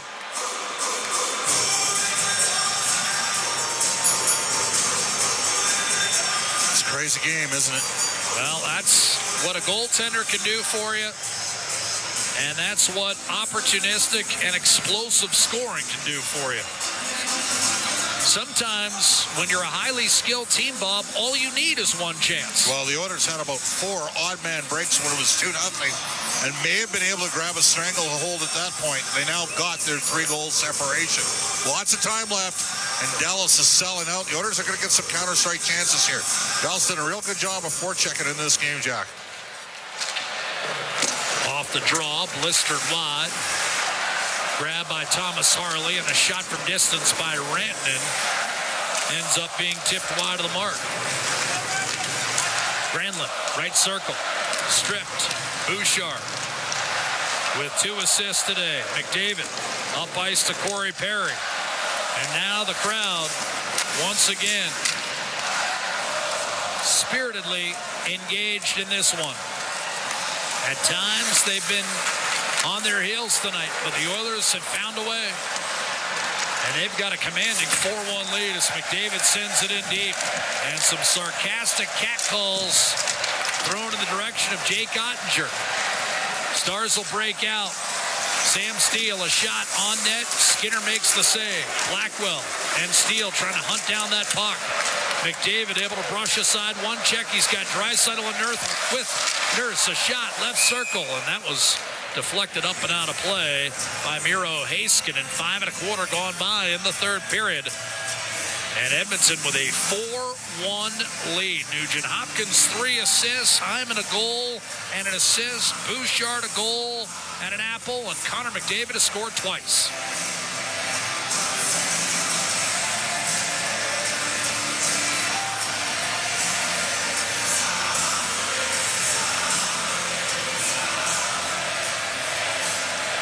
Nugent Hopkins between Kane and Hyman.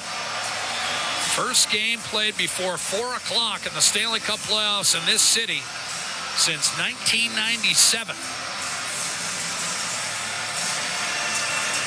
Kane digging in. To Ottinger's right, Sagan won the draw.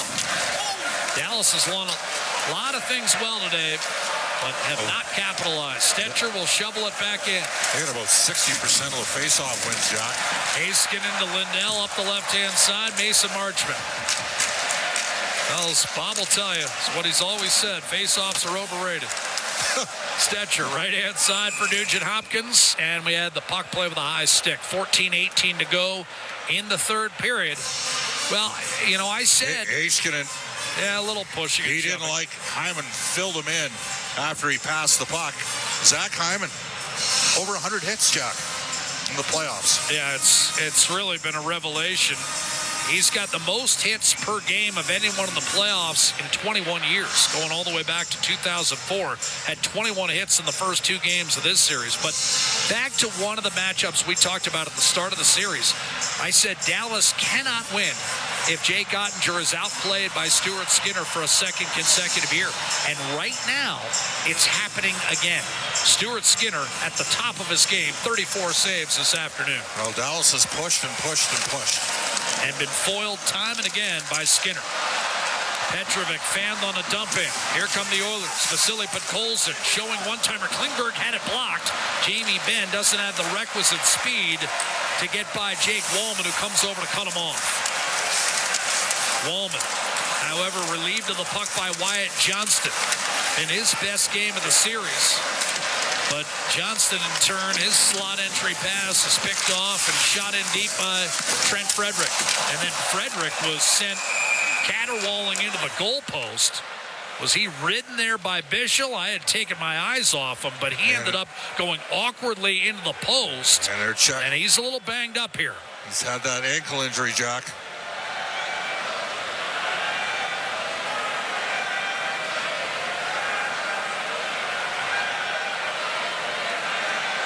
We're going to take a timeout.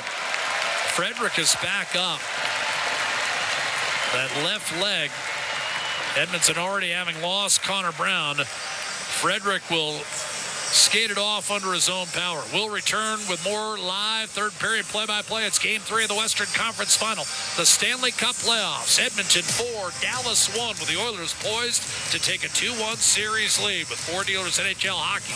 The Oilers Radio Network. Get paid to stay with Edmonton's best hotels. Book through edmontonsbesthotels.com and receive up to $225 in gas, meal, or cash cards. There's over 52 hotels to choose from. Edmonton's best hotels. Get paid to stay.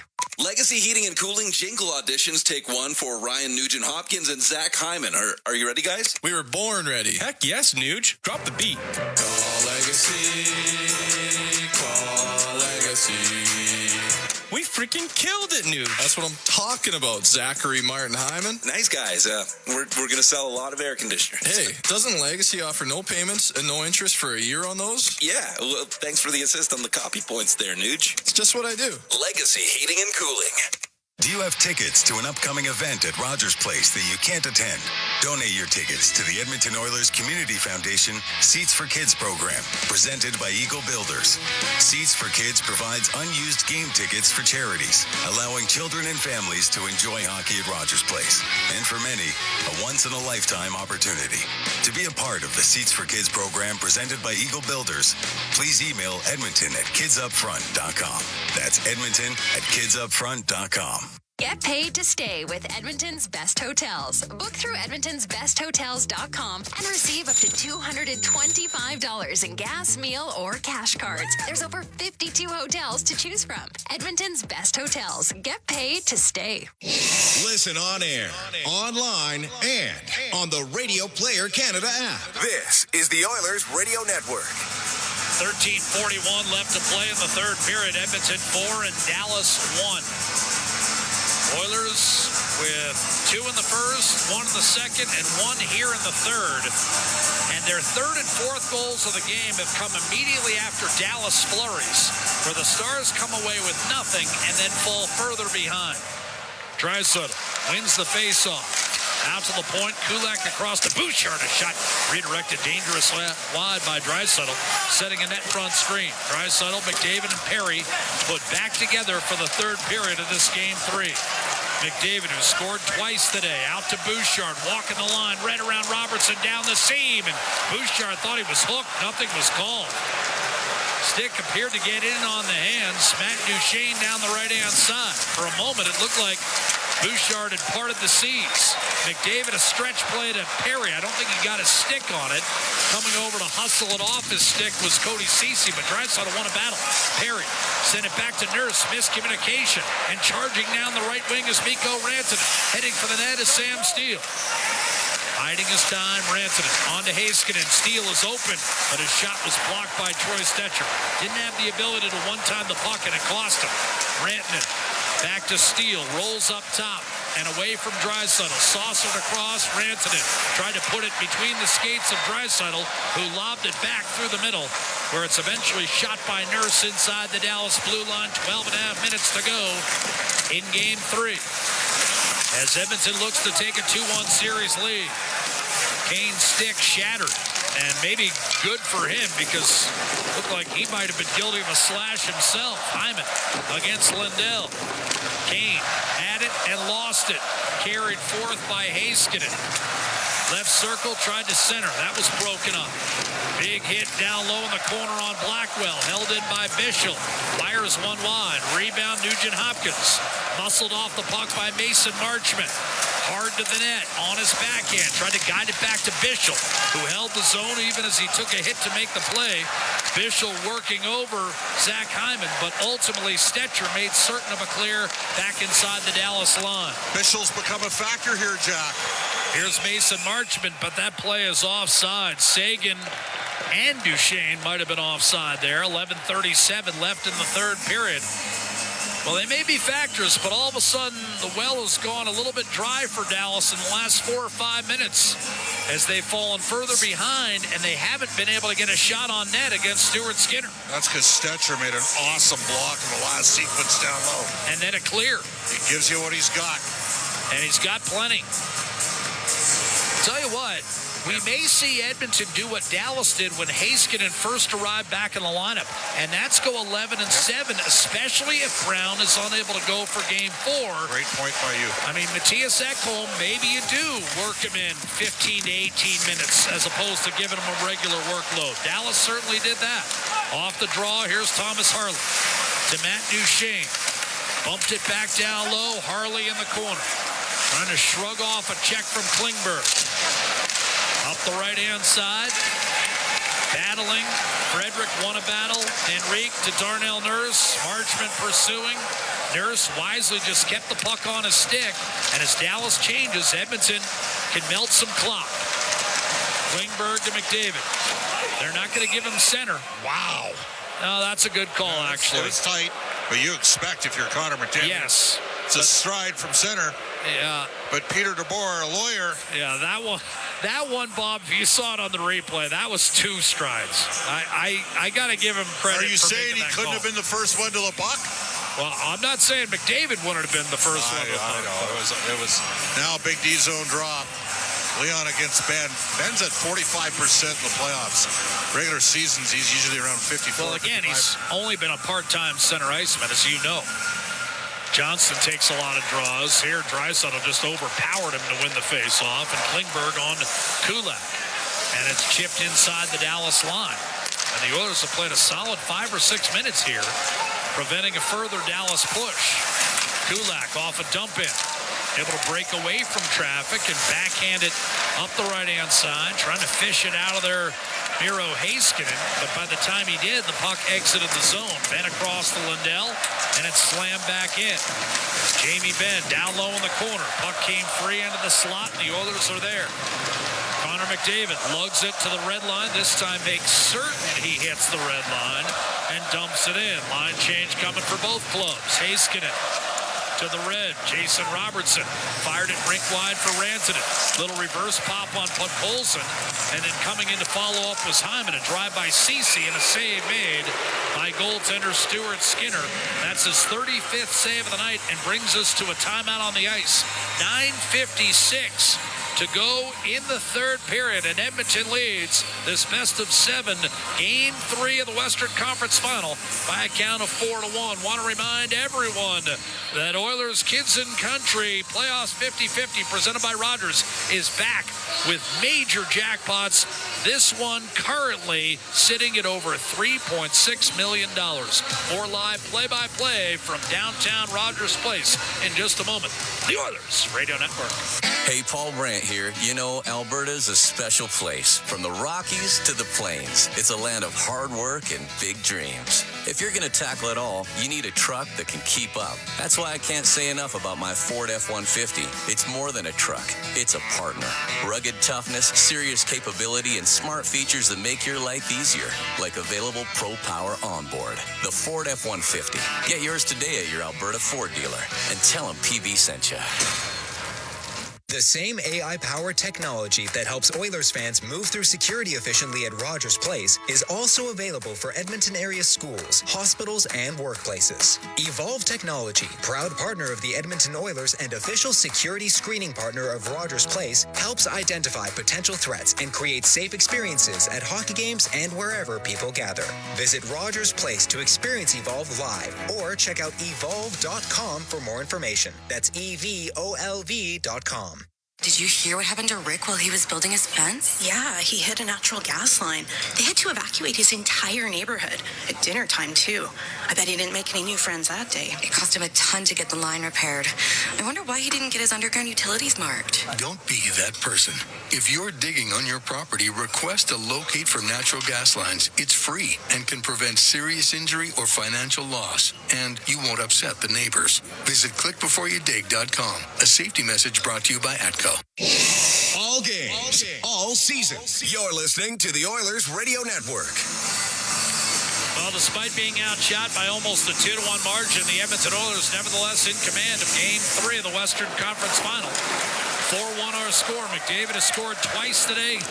Ryan Nugent-Hopkins, 3 assists and 7 points in the series. Draisaitl creates for Perry off a dump in. Perry, McDavid, and a one-timer fanned on by Troy Stetcher.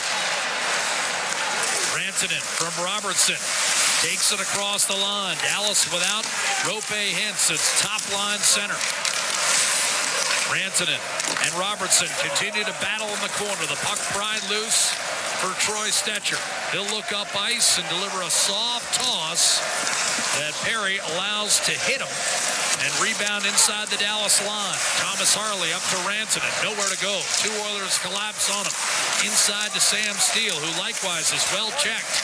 And the puck off his stick. Oh, Volmanov. Good reverse pop on Oscar Beck. It's getting nasty out there. Familiarity breeds contempt. Rematch of the Western Conference Final, the first of its ilk in 11 years. Here's Podkolzin in from the right-hand side. Setting up Klingberg. A shot tipped on net by Janmark and a save made.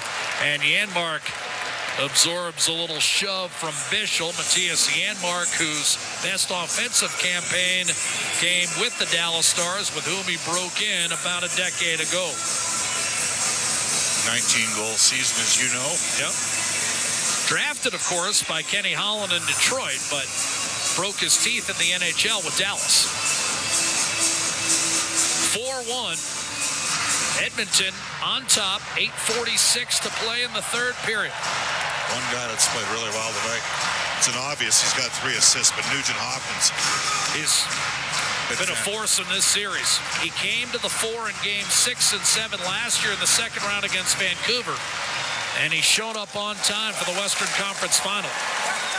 Seguin did not get a touch across center, and as a result, on a wraparound by Petrovic, it's going to be icing against Dallas. And the other guy that's really obvious is Stuart Skinner, who, to my way of thinking, is playing his best game in more than 4 months. 35 saves. He's been terrific. And again, I know he's had a couple of shutouts in this postseason. 3 to be exact, matching Curtis Joseph's record in 1998 for most bagels turned in by an Oiler netminder. But he hasn't been as good in those 3 shutouts as it needed to be, as he has been this afternoon. Marchman off the draw, lead pass Seguin. And from center ice, he'll dump it in.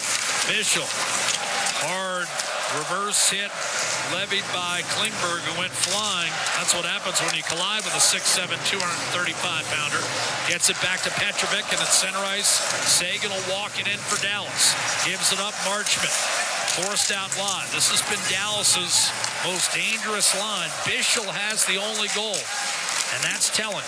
For as many opportunities as the Stars have had tonight, they've been foiled repeatedly. Evander Kane left wing. Beautiful pass, and drilled home. What a feed from Kane, and Zach Hyman with his second goal of the afternoon, and a microcosm of what we've seen throughout Game 3. 5-1 Edmonton. The Oilers put it away. You said it, just lovely touch from Evander Kane. The Oilers won 2 puck battles down the left side wall. Kane was at the end of his shift, elevated the puck over Esa Liddell. Hyman taps it home. 5-1 Oilers. But what I mean, Bob, is Dallas has pressure. Yep. They're buzzing around. Edmonton, as you said, wins the puck battle, gets 1 chance. And the man they call Shaq Hyman at Edmonton scores his second of the afternoon. And this one, it's all over but the crying for the Dallas Stars. 5-1. No penalties, Jack, if you're Edmonton. Play under control. You got a 4-goal lead. Stars will send it down the middle. Wristed up the right-hand side. Kapanen will knife it toward the Dallas net. So Hyman and McDavid with a pair of goals today. Bouchard a goal and an assist. And that's more than enough offense for Stuart Skinner. Off a dump in, Harley to Wyatt Johnston. Nudges it too far for Jamie Benn. Cut off by Darnell Nurse. Hyman from Kane at 12:06. And the Oilers with 2 in the first, 1 in the second, and 2 here in the third to pull away from Dallas. Stars got it back to 2-1, had a couple chances to tie it, and 3-1, had numerous chances to draw within 3-2, and it just hasn't happened for them today. Draisaitl to McDavid, thundering in against Petrovic, and we'll have a late offside call as Corey Perry, the guilty party, on the right wing. 6:44 to play in regulation. And Edmonton, despite being a minus 15 on the shot clock, is a plus 4 on the scoreboard with a 5-1 lead in Game 3.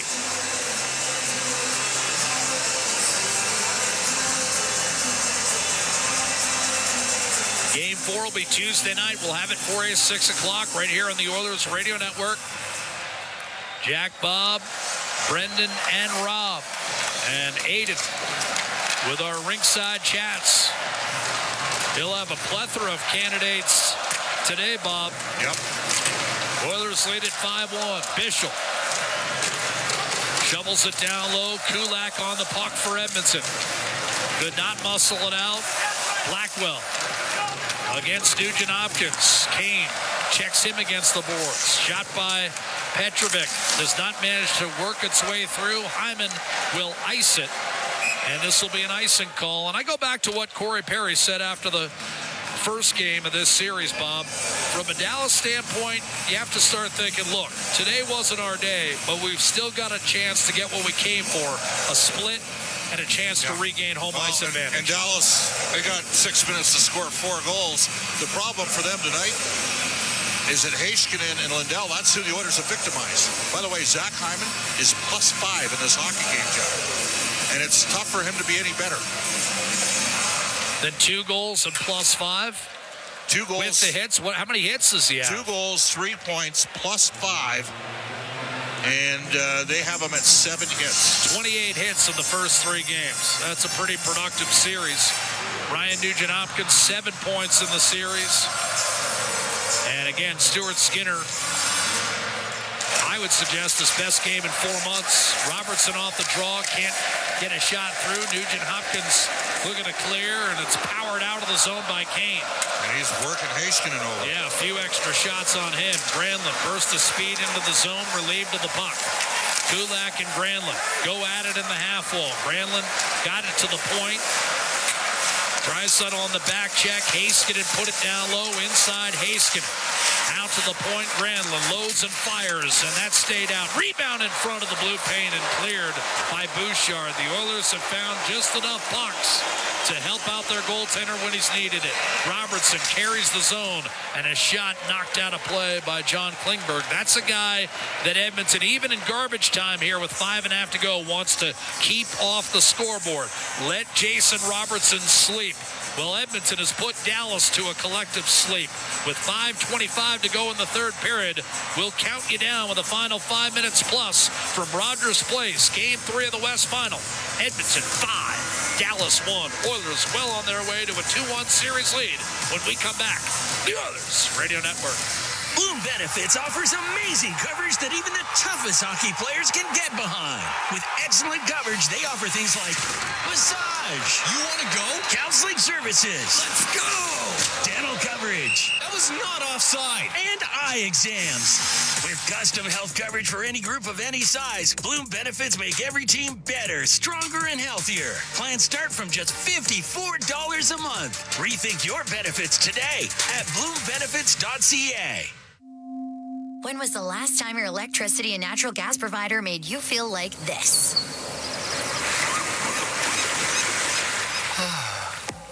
Low rates, no strings attached, year-round perks, and local energy experts who always have your back with Encore by Epcor. Find that carefree energy feeling at encore.epcor.com/carefree. Customers are free to purchase natural gas or electricity services from a retailer of their choice. For a list of retailers, visit ucahelps.alberta.ca or call 310-4822 toll-free. Rogers is Canada's largest and most reliable 5G network. We're made for Oilers fans. You can stream Leon's scoring in Leduc. Watch Tide tie things up in Tofield. Or check out Connor doing Connor things in Kalmar. And even watch Stewart steal the show while you're in Sedalia. Try saying that 3 times fast. Rogers, proud partner and fan of your Edmonton Oilers. Listen on air, online, and on the Radio Player Canada app. This is the Oilers Radio Network.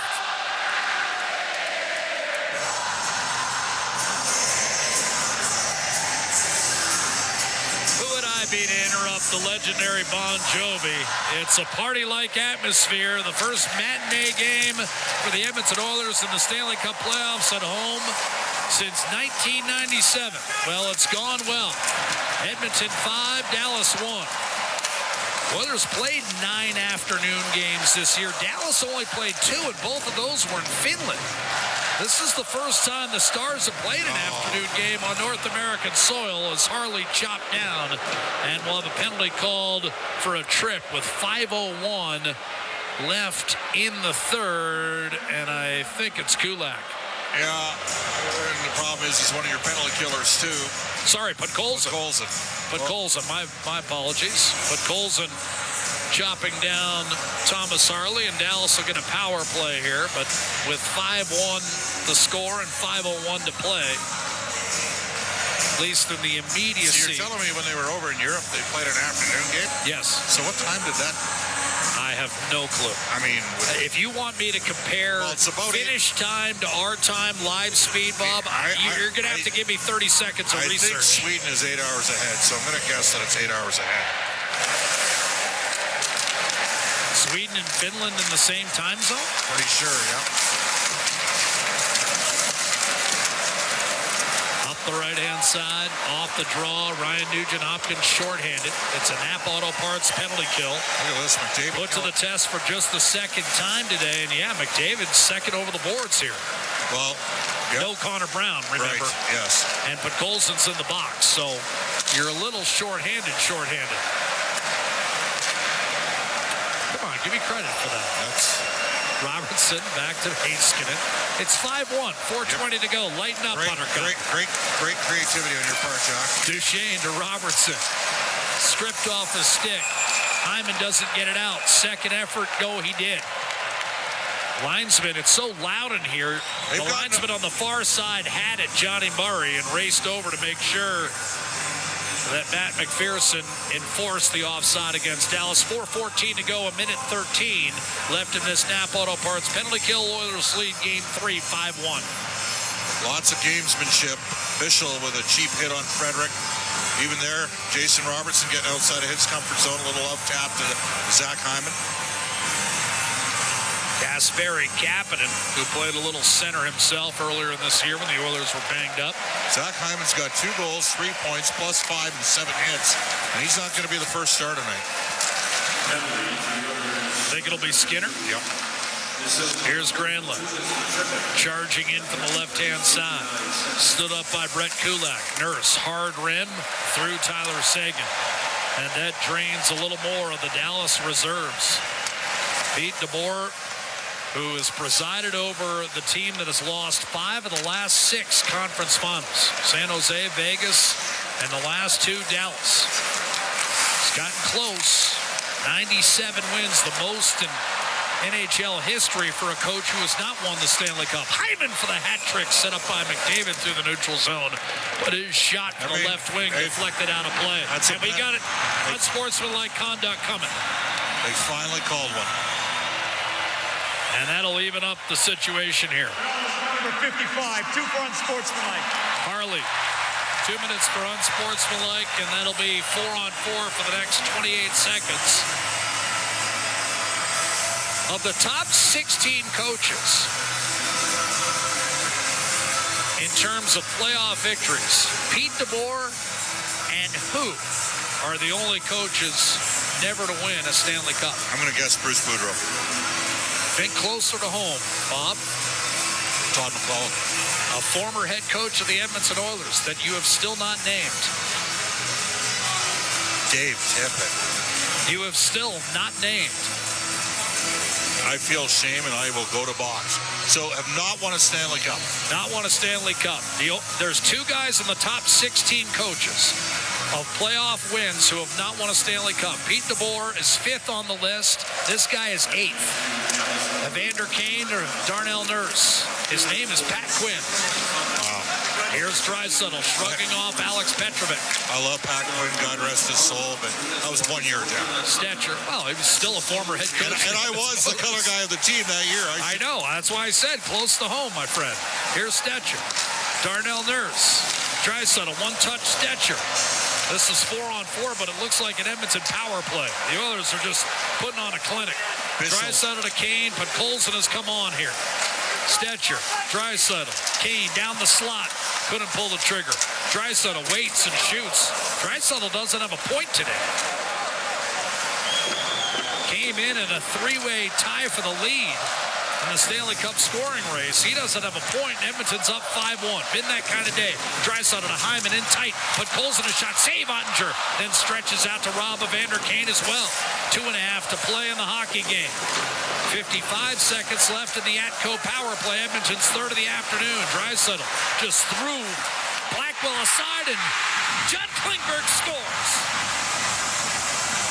Draisaitl powering through the checker and set up Clingberg for a wrist shot that applies the coup de grace on a 6-1 win. Well, nobody could walk the line in his prime like John Clingberg, but it was Leon Draisaitl for a reverse pivot. And then he swung it back, and the Oilers had a net front. And Clingberg shot through the screen with a nice little shuffle step. 6-1 Edmonton. And just like that, Draisaitl does have a point in this runaway. I mean, he just tossed aside Colin Blackwell like he wasn't even there. Hit Clingberg, and watch Clingberg beat a screen Jake Ottinger to the glove side. Stars get it in deep. Lindell a shot from the left point deflected. Clingberg a little slide step to create the shooting lane, Bob, as you talked about. He's had that ability for a decade in the NHL. Started, of course, in Dallas, where he was a 5th-round pick back in 2010. Taken away by Adam Henrique. In his own zone, he'll move it up the left-hand side. Draisaitl and Kane with the helpers on that power play goal for John Clingberg, who's put up good numbers over the course of his Stanley Cup playoff career. 9 goals, 43 points in 76 games. Dump in by Edmonton. Ottinger leaves it for Bischel. Crowd enjoying the final minute 20 with victory secure. 6-1 Edmonton. In Game 3, the Oilers will take a 2-1 series lead. But Colson from Janmark up the center. Spins it off the board. Settled by Ceci.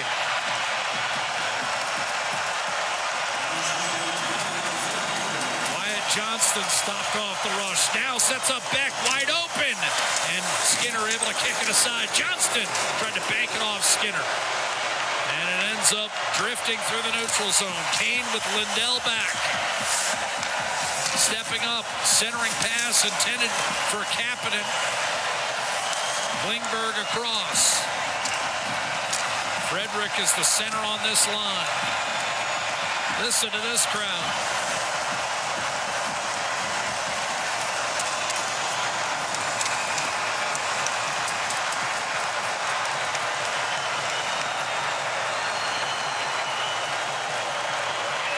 Blackwell flipped it out of play. Then we had pushing and shoving, where Blackwell and Kapanen first went at it. Evander Kane came charging in. 24.6 to go. He's there with Petrovic, and we know this from their, wasn't really a trilogy, but the night that Kane fought Petrovic 3 times. It was a trilogy. It was just a one-sided one. Alec Petrovic can take a punch because Evander landed some bombs that night. Well, and again, the courage is undeniable. Yes. You keep coming back for more. That says all there is to it for Petrovic. And look, he's been good tonight. We've noticed him. He's playing ahead of a couple of their guys that they signed to multi-year deals. He caught up to Brendan Smith and Matt Dumba. The last 2 years, years, he's played 6 games in the American Hockey League, and tonight is Alex Petrovic's 22nd playoff game over that stretch. He's a designated Stanley Cup playoff guy. They'll sort out the penalties here. Again, it started with Kapanen and Blackwell. Reminder, Game 4, Sunday, 6 Mountain right here at Rogers Place. Today is Sunday. Game 4 is Tuesday, and we'll have it for you at 6 o'clock right here at Rogers Place with the Oilers looking to push the Stars to the brink. Florida will try to close out Carolina tomorrow. I wouldn't bet against them. Panthers and Oilers closing in on a potential Stanley Cup final rematch. Edmonton 2 wins away, Florida 1 after today's result. Blackwell and Kapanen, coincidental roughing minors, will finish this game 4-on-4. So, once again, Bob's assertions. I was wrong. Yeah. Troy Bowler telling us Sweden is 8 hours ahead of Canada, or ahead of Alberta. Finland is 9 hours ahead. Apparently, just because you're in Scandinavia doesn't mean that you're all the same time zone. All that means is the 20 seconds. They start drinking earlier. Were it not for the NHL, I'm not sure Bob would have traveled much further than the Edmonton city limits. But on a day like this, why would you want to travel? They'll count you down for the final 10 seconds.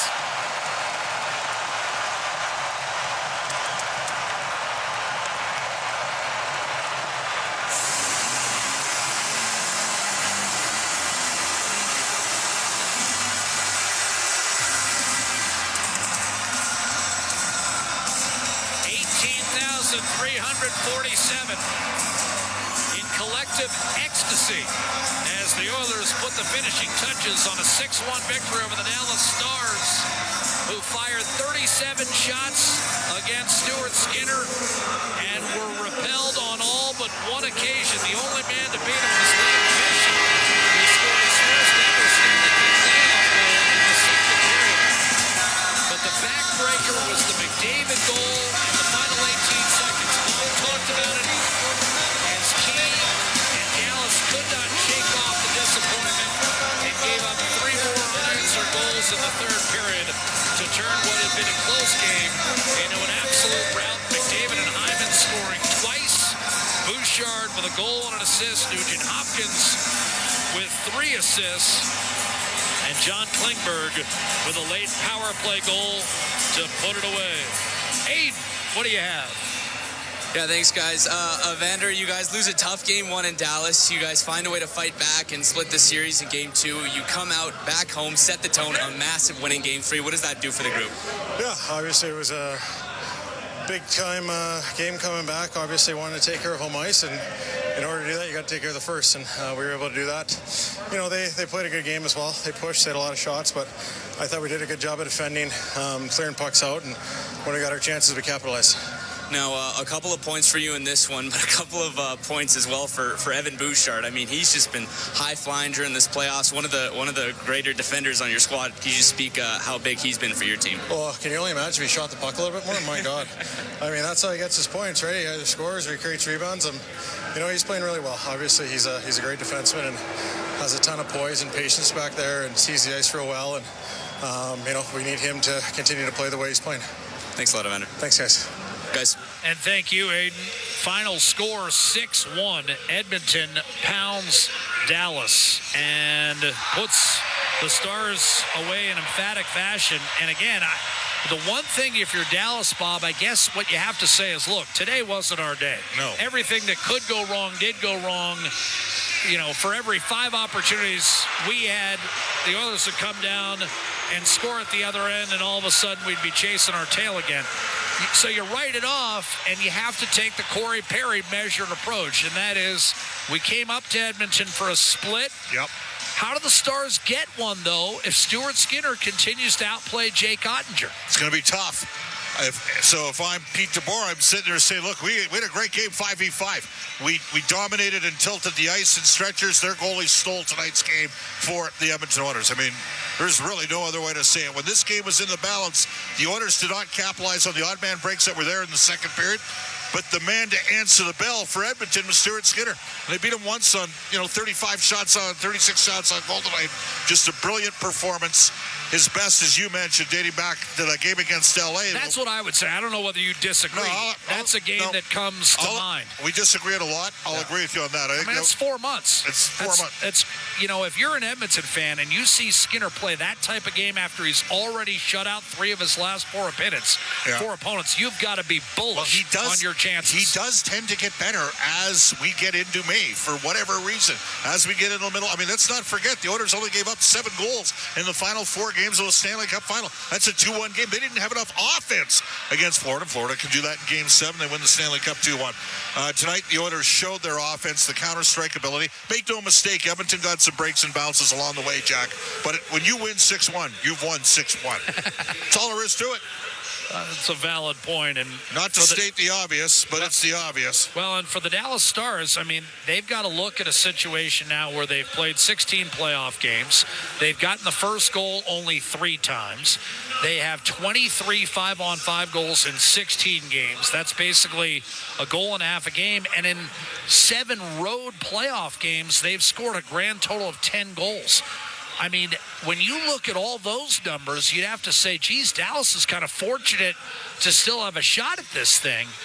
And, unless pucks start going in for them, I don't know how they push their way back into this series, because I thought they gave it, as you pointed out, their best shot today. Yeah. This is as good a 5-on-5 game as I've seen Dallas play all playoffs. I thought Colorado outplayed them 5-on-5, and so did Winnipeg for the bulk of that Peter series. DeBoer's response would be, we didn't have Jason Robertson healthy, and we didn't have Miro Heiskanen against Colorado. And now they don't have Roope Hintz. We'll see. I mean, he has to have been close to playing. He took the pregame warm-up. Big loss for them. As for Edmonton, Connor Brown will get an update postgame from Chris Knobloch. The Oilers, they do have a couple extra forwards if need be. But Connor Brown's been a huge player for Edmonton. 5 goals, 8 points in the playoffs. And a key penalty-killing guy. Energy and penalty kill, and also room guy. Yeah, there's no question. We know how beloved he is in that room. So here's the deal. You get a chance to recalibrate. This was part of the thing we talked about, Jack, Friday night, you, me, and one of the greatest players in the history of the game. Just, can you build momentum off a 3-0 shutout victory on the quick turnaround? That's what happened today. The Oilers had offensive flow and juices going, and they finished. And the end result, up 2-1. But who was up 2-1 last year in the series? The Dallas Stars. And the Oilers lost the last 3. So Jake Ottinger's first loss after a loss, first consecutive defeats, of course, in the Stanley Cup playoffs for him. He drops to 9-7. And in giving up 6 goals on 24 shots, I mean, you look at what he's done thus far in the series, and quite frankly, it's nowhere close to good enough. He's got 64 saves on 76 shots. Even I can tell you that's an .842. Stuart Skinner, meanwhile, closes it out with 35 saves, and he's right around 92 as he was last year head-to-head against the Dallas Stars. If that continues, Edmonton will win this series. But, as Bob mentioned, we're barely halfway through, maybe not even halfway through this best-of-7 Western Conference final, and Edmonton has taken a 2-1 series lead on the strength of a 6-1 victory in Game 3. Skinner the victory. He's now 4-4 in the playoffs with a 35-save gem today at the expense of the Dallas Stars, who got just the 1 goal from Liam Bichsel. And again, to recap the scoring, Zach Hyman with 2 goals and an assist. Connor McDavid scored twice. Evan Bouchard with a goal and an assist today. And John Klingberg turned the lights out with a power play goal in garbage time with 2:20 remaining, as Edmonton got 2 in the first, 1 in the second, 3 in the third, in rolling to a 6-1 victory this afternoon. Game 4 straight ahead Tuesday night. Bob and I will have it for you 6 o'clock live from Rogers Place. Until then, for Bob and Rob Brown and Brendan Escott and Aidan Gannam, this is Jack Michaels saying good afternoon from Rogers Place, where Edmonton wins Game 3 and wins it big 6-1. Ladies and gentlemen, the pleasure was all ours. The Rogers postgame show starts right now. Exclusive live interviews, expert analysis, and game highlights. This is the Rogers Postgame Show. Once again, here's Bob Stauffer on the Oilers Radio Network. McDavid challenging Ceci to the net. McDavid wrap around, and that stayed out. Got it back to Bouchard, right point. McDavid breaks free, right circle, shot, score!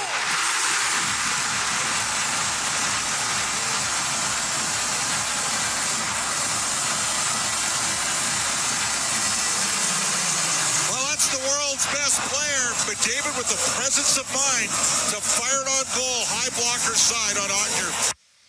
There you go. That's that, as Jack correctly alluded to at the end of the second period. That was the game changer. That was the moment, and that's the highlight zone for Century Casinos. All in, all games, all season. Century Casinos, 3 great locations. Edmonton, St. Albert, next to the Edmonton International Airport at Century Mile. Welcome to the winter zone. Connor McDavid had 2 goals tonight. He's pretty good, but he wasn't a star. The Oilers. Stuart Skinner, brilliant. 36 stops when it's all said and done. Zach Hyman, 2 goals, 3 points, 9 hits, plus 5. Not bad. Ryan Nugent-Hopkins, 3 assists. And the Edmonton Oilers beat Dallas 6-1. And this, from the Legacy Heating and Cooling broadcast booth, is the Rogers postgame show. Get paid to stay with Edmonton's Best Hotels. Book through edmontonsbesthotels.com and receive up to $225 in gas, meal, or cash cards. There's over 52 hotels to choose from. Edmonton's Best Hotels. Get paid to stay. Did you know the Brick is proudly Canadian-owned and operated? We started right here in Canada over 50 years ago. Now, our 5,000 team members are proud to be your neighbor in more than 200 communities across Canada. And we support all Canadians with a growing selection of quality-made Canadian products and manufacturers. Nobody knows more about furnishing Canadian homes at the guaranteed lowest price than us. The Brick, saving you more.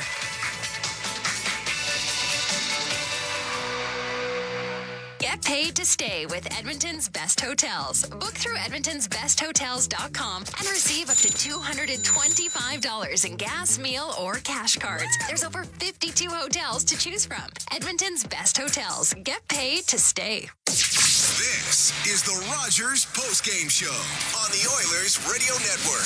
Sagan, his shot stopped by Skinner, and the rebound cleared by Evander Kane. Lead pass. Oh, Hyman's got a breakaway. Shoots and scores. 4-1. Dallas somehow doesn't score at one end, and Hyman buries it at the other. There you have it. That's Jack with the call. As Zach Hyman gets what really put this game out of reach. The Alberta Blue Cross Travel Insurance goal of the game. Health, dental, travel. We got the coverage you need. Visit ab.bluecross.ca. Spring-Border inside the game analyst, Rob Brown. Rob? Yep. What'd you think? Well, storylines for me. One, the Oilers get a huge break early in the hockey game. Puck gets shot over the glass. Should be a Dallas Star power play. The refs miss it. It happens. Instead of being on the power play, Dallas gives up 2 goals. So they could have been up 1-0. Instead, they're down 2-0. Now, for the Oilers, you get a break. You take advantage of it. They did. 2, big storyline, Stuart Skinner. Excellent in this hockey game. Now, if you go back, 4 of his last 5 games have been excellent. Going back to the end of the Vegas series and the 3 games in this series. So, Stuart Skinner, huge story in this game, especially in the second period, when the Dallas Stars were the better team. But as you said with Jack, between periods, is they made up no ground. And 3, and this is something that we've seen in the past with Oiler teams, where they play really, really well, yes, and they make the big mistake. Well, that was Dallas tonight. Dallas had stretches of great play, then give up a 3-on-1, then give up a 2-on-1, then give up a breakaway. You cannot make those kind of big mistakes, and we've seen with the Oilers, without paying a huge price for it. So as good as Dallas played, and they did, you guys talked about 5-on-5, they did play well, but they still, in those moments, made huge mistakes that you can't make against good teams. You can't give Hyman a breakaway. You can't give Connor McDavid a 3-on-1. They did not capitalize, by the way. Edmonton had 4 odd-man breaks in the first 10 minutes of the second period when it was a 2-0 game. And weren't able to get it. But eventually that cost you. Right. And, again, this Dallas team is supposed to be a solid defensive team, and they are at times. But tonight, when you sell out offensively, Sometimes it costs you defensively. And again, what you Jack has mentioned it a bunch of times. You and Jack have talked about it, and we are seeing it. Stuart Skinner, for the second year in a row, is outplaying Jake Ottinger in net. That is a huge story. The Dallas Stars, and Jack said that the Dallas Stars cannot win this series if Jake Ottinger gets outplayed by Stuart Skinner. And it hasn't been close through 3 games. The Oilers are good. They have a good hockey club. The Dallas Stars are going to have to regroup after losing a game. But they can. This is a team. This is a 3rd straight year into the Final Four. This is not a fluke that the Dallas Stars are here. But the one thing that I haven't seen, and I'm a little surprised of, and I've been saying the last number of years that I believe the Edmonton Oilers are the bullies of the West when it comes to physicality. But at some point, there has to be pushback. Kane went after Heiskanen a number of times tonight. They knocked out Rupi Hintz last game with, as you said, a dirty play. Well, Petrovic buried around that. I mean, yeah, but the only players that are physical on the Dallas Stars are the number 5 and 6 defensemen that don't really play a lot. That Bichel, he again is physical and will go after anyone, but that's your 5 and 6 defensemen. And they're not going to be able to punish the Oilers defensemen. So the physicality or lack of physicality from Dallas, to me, is a big reason that the Edmonton Oilers are getting a number of the chances that they're getting. Their defensemen are having time and space to make plays because unlike Vegas and unlike LA, there's no fear of that forecheck coming in and driving you through the boards. And the Oilers, with time and space, as any player with time and space, is going to make better plays, and the Oilers defensemen have done that throughout this series. Rob, great stuff. Sounds good, Bob. This is the Rogers postgame show on the Oilers Radio Network.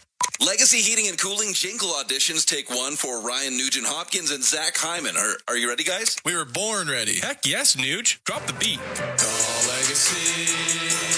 Call Legacy. We freaking killed it, Nuge. That's what I'm talking about, Zachary Martin Hyman. Nice guys. We're going to sell a lot of air conditioners. Hey, doesn't Legacy offer no payments and no interest for a year on those? Yeah, well, thanks for the assist on the copy points there, Nuge. It's just what I do. Legacy Heating and Cooling. Did you know the RCMP polices over 99% of Alberta's landscape? From the oil sands to the Rockies to the prairies, the RCMP has a province covered. Providing policing services to more than 1,700 communities and with over 150 career specializations, the Alberta RCMP has something to fit everyone's goals and lifestyles. Visit rcmpcareers.ca and take the next step towards your career with the Alberta RCMP. A message from the Government of Canada.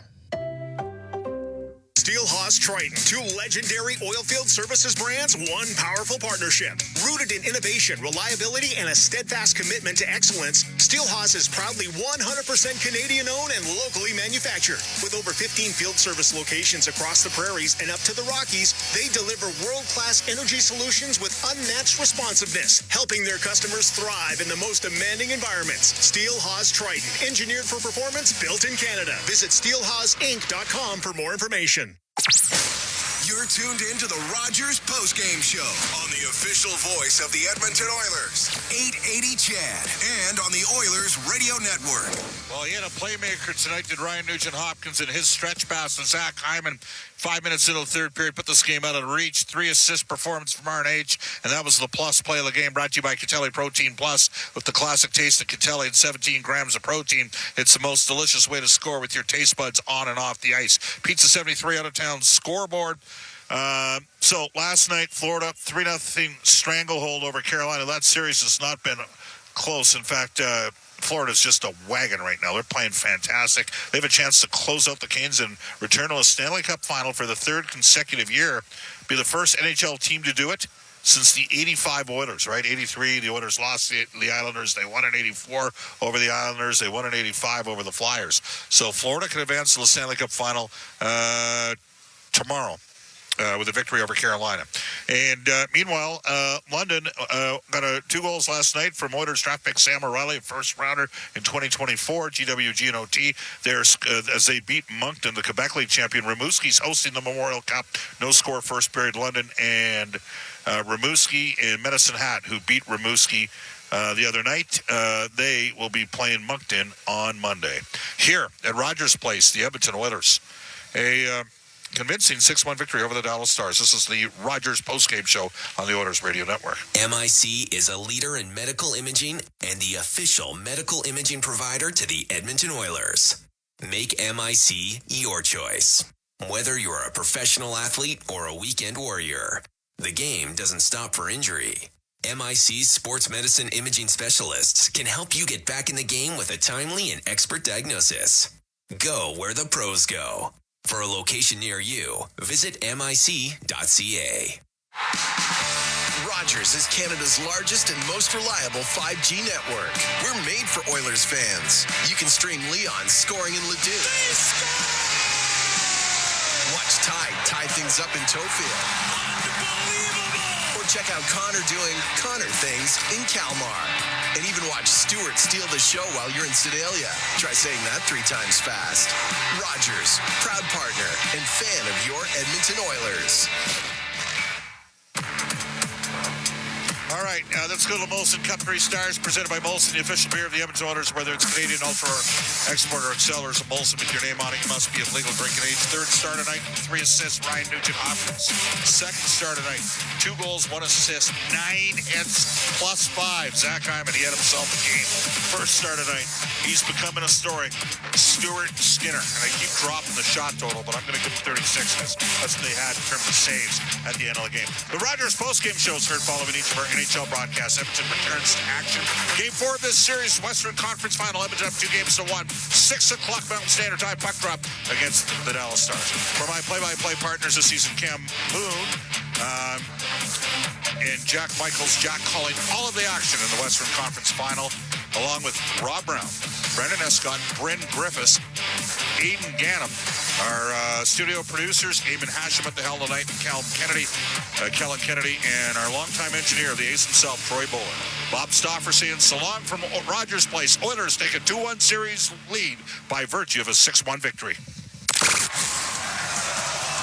The Rogers postgame show is heard following each of our NHL broadcasts. Portions of this exclusive broadcast are brought to you by Ford, official partner of the Edmonton Oilers. Built Ford proud. Molson, official beer of the Edmonton Oilers. Whether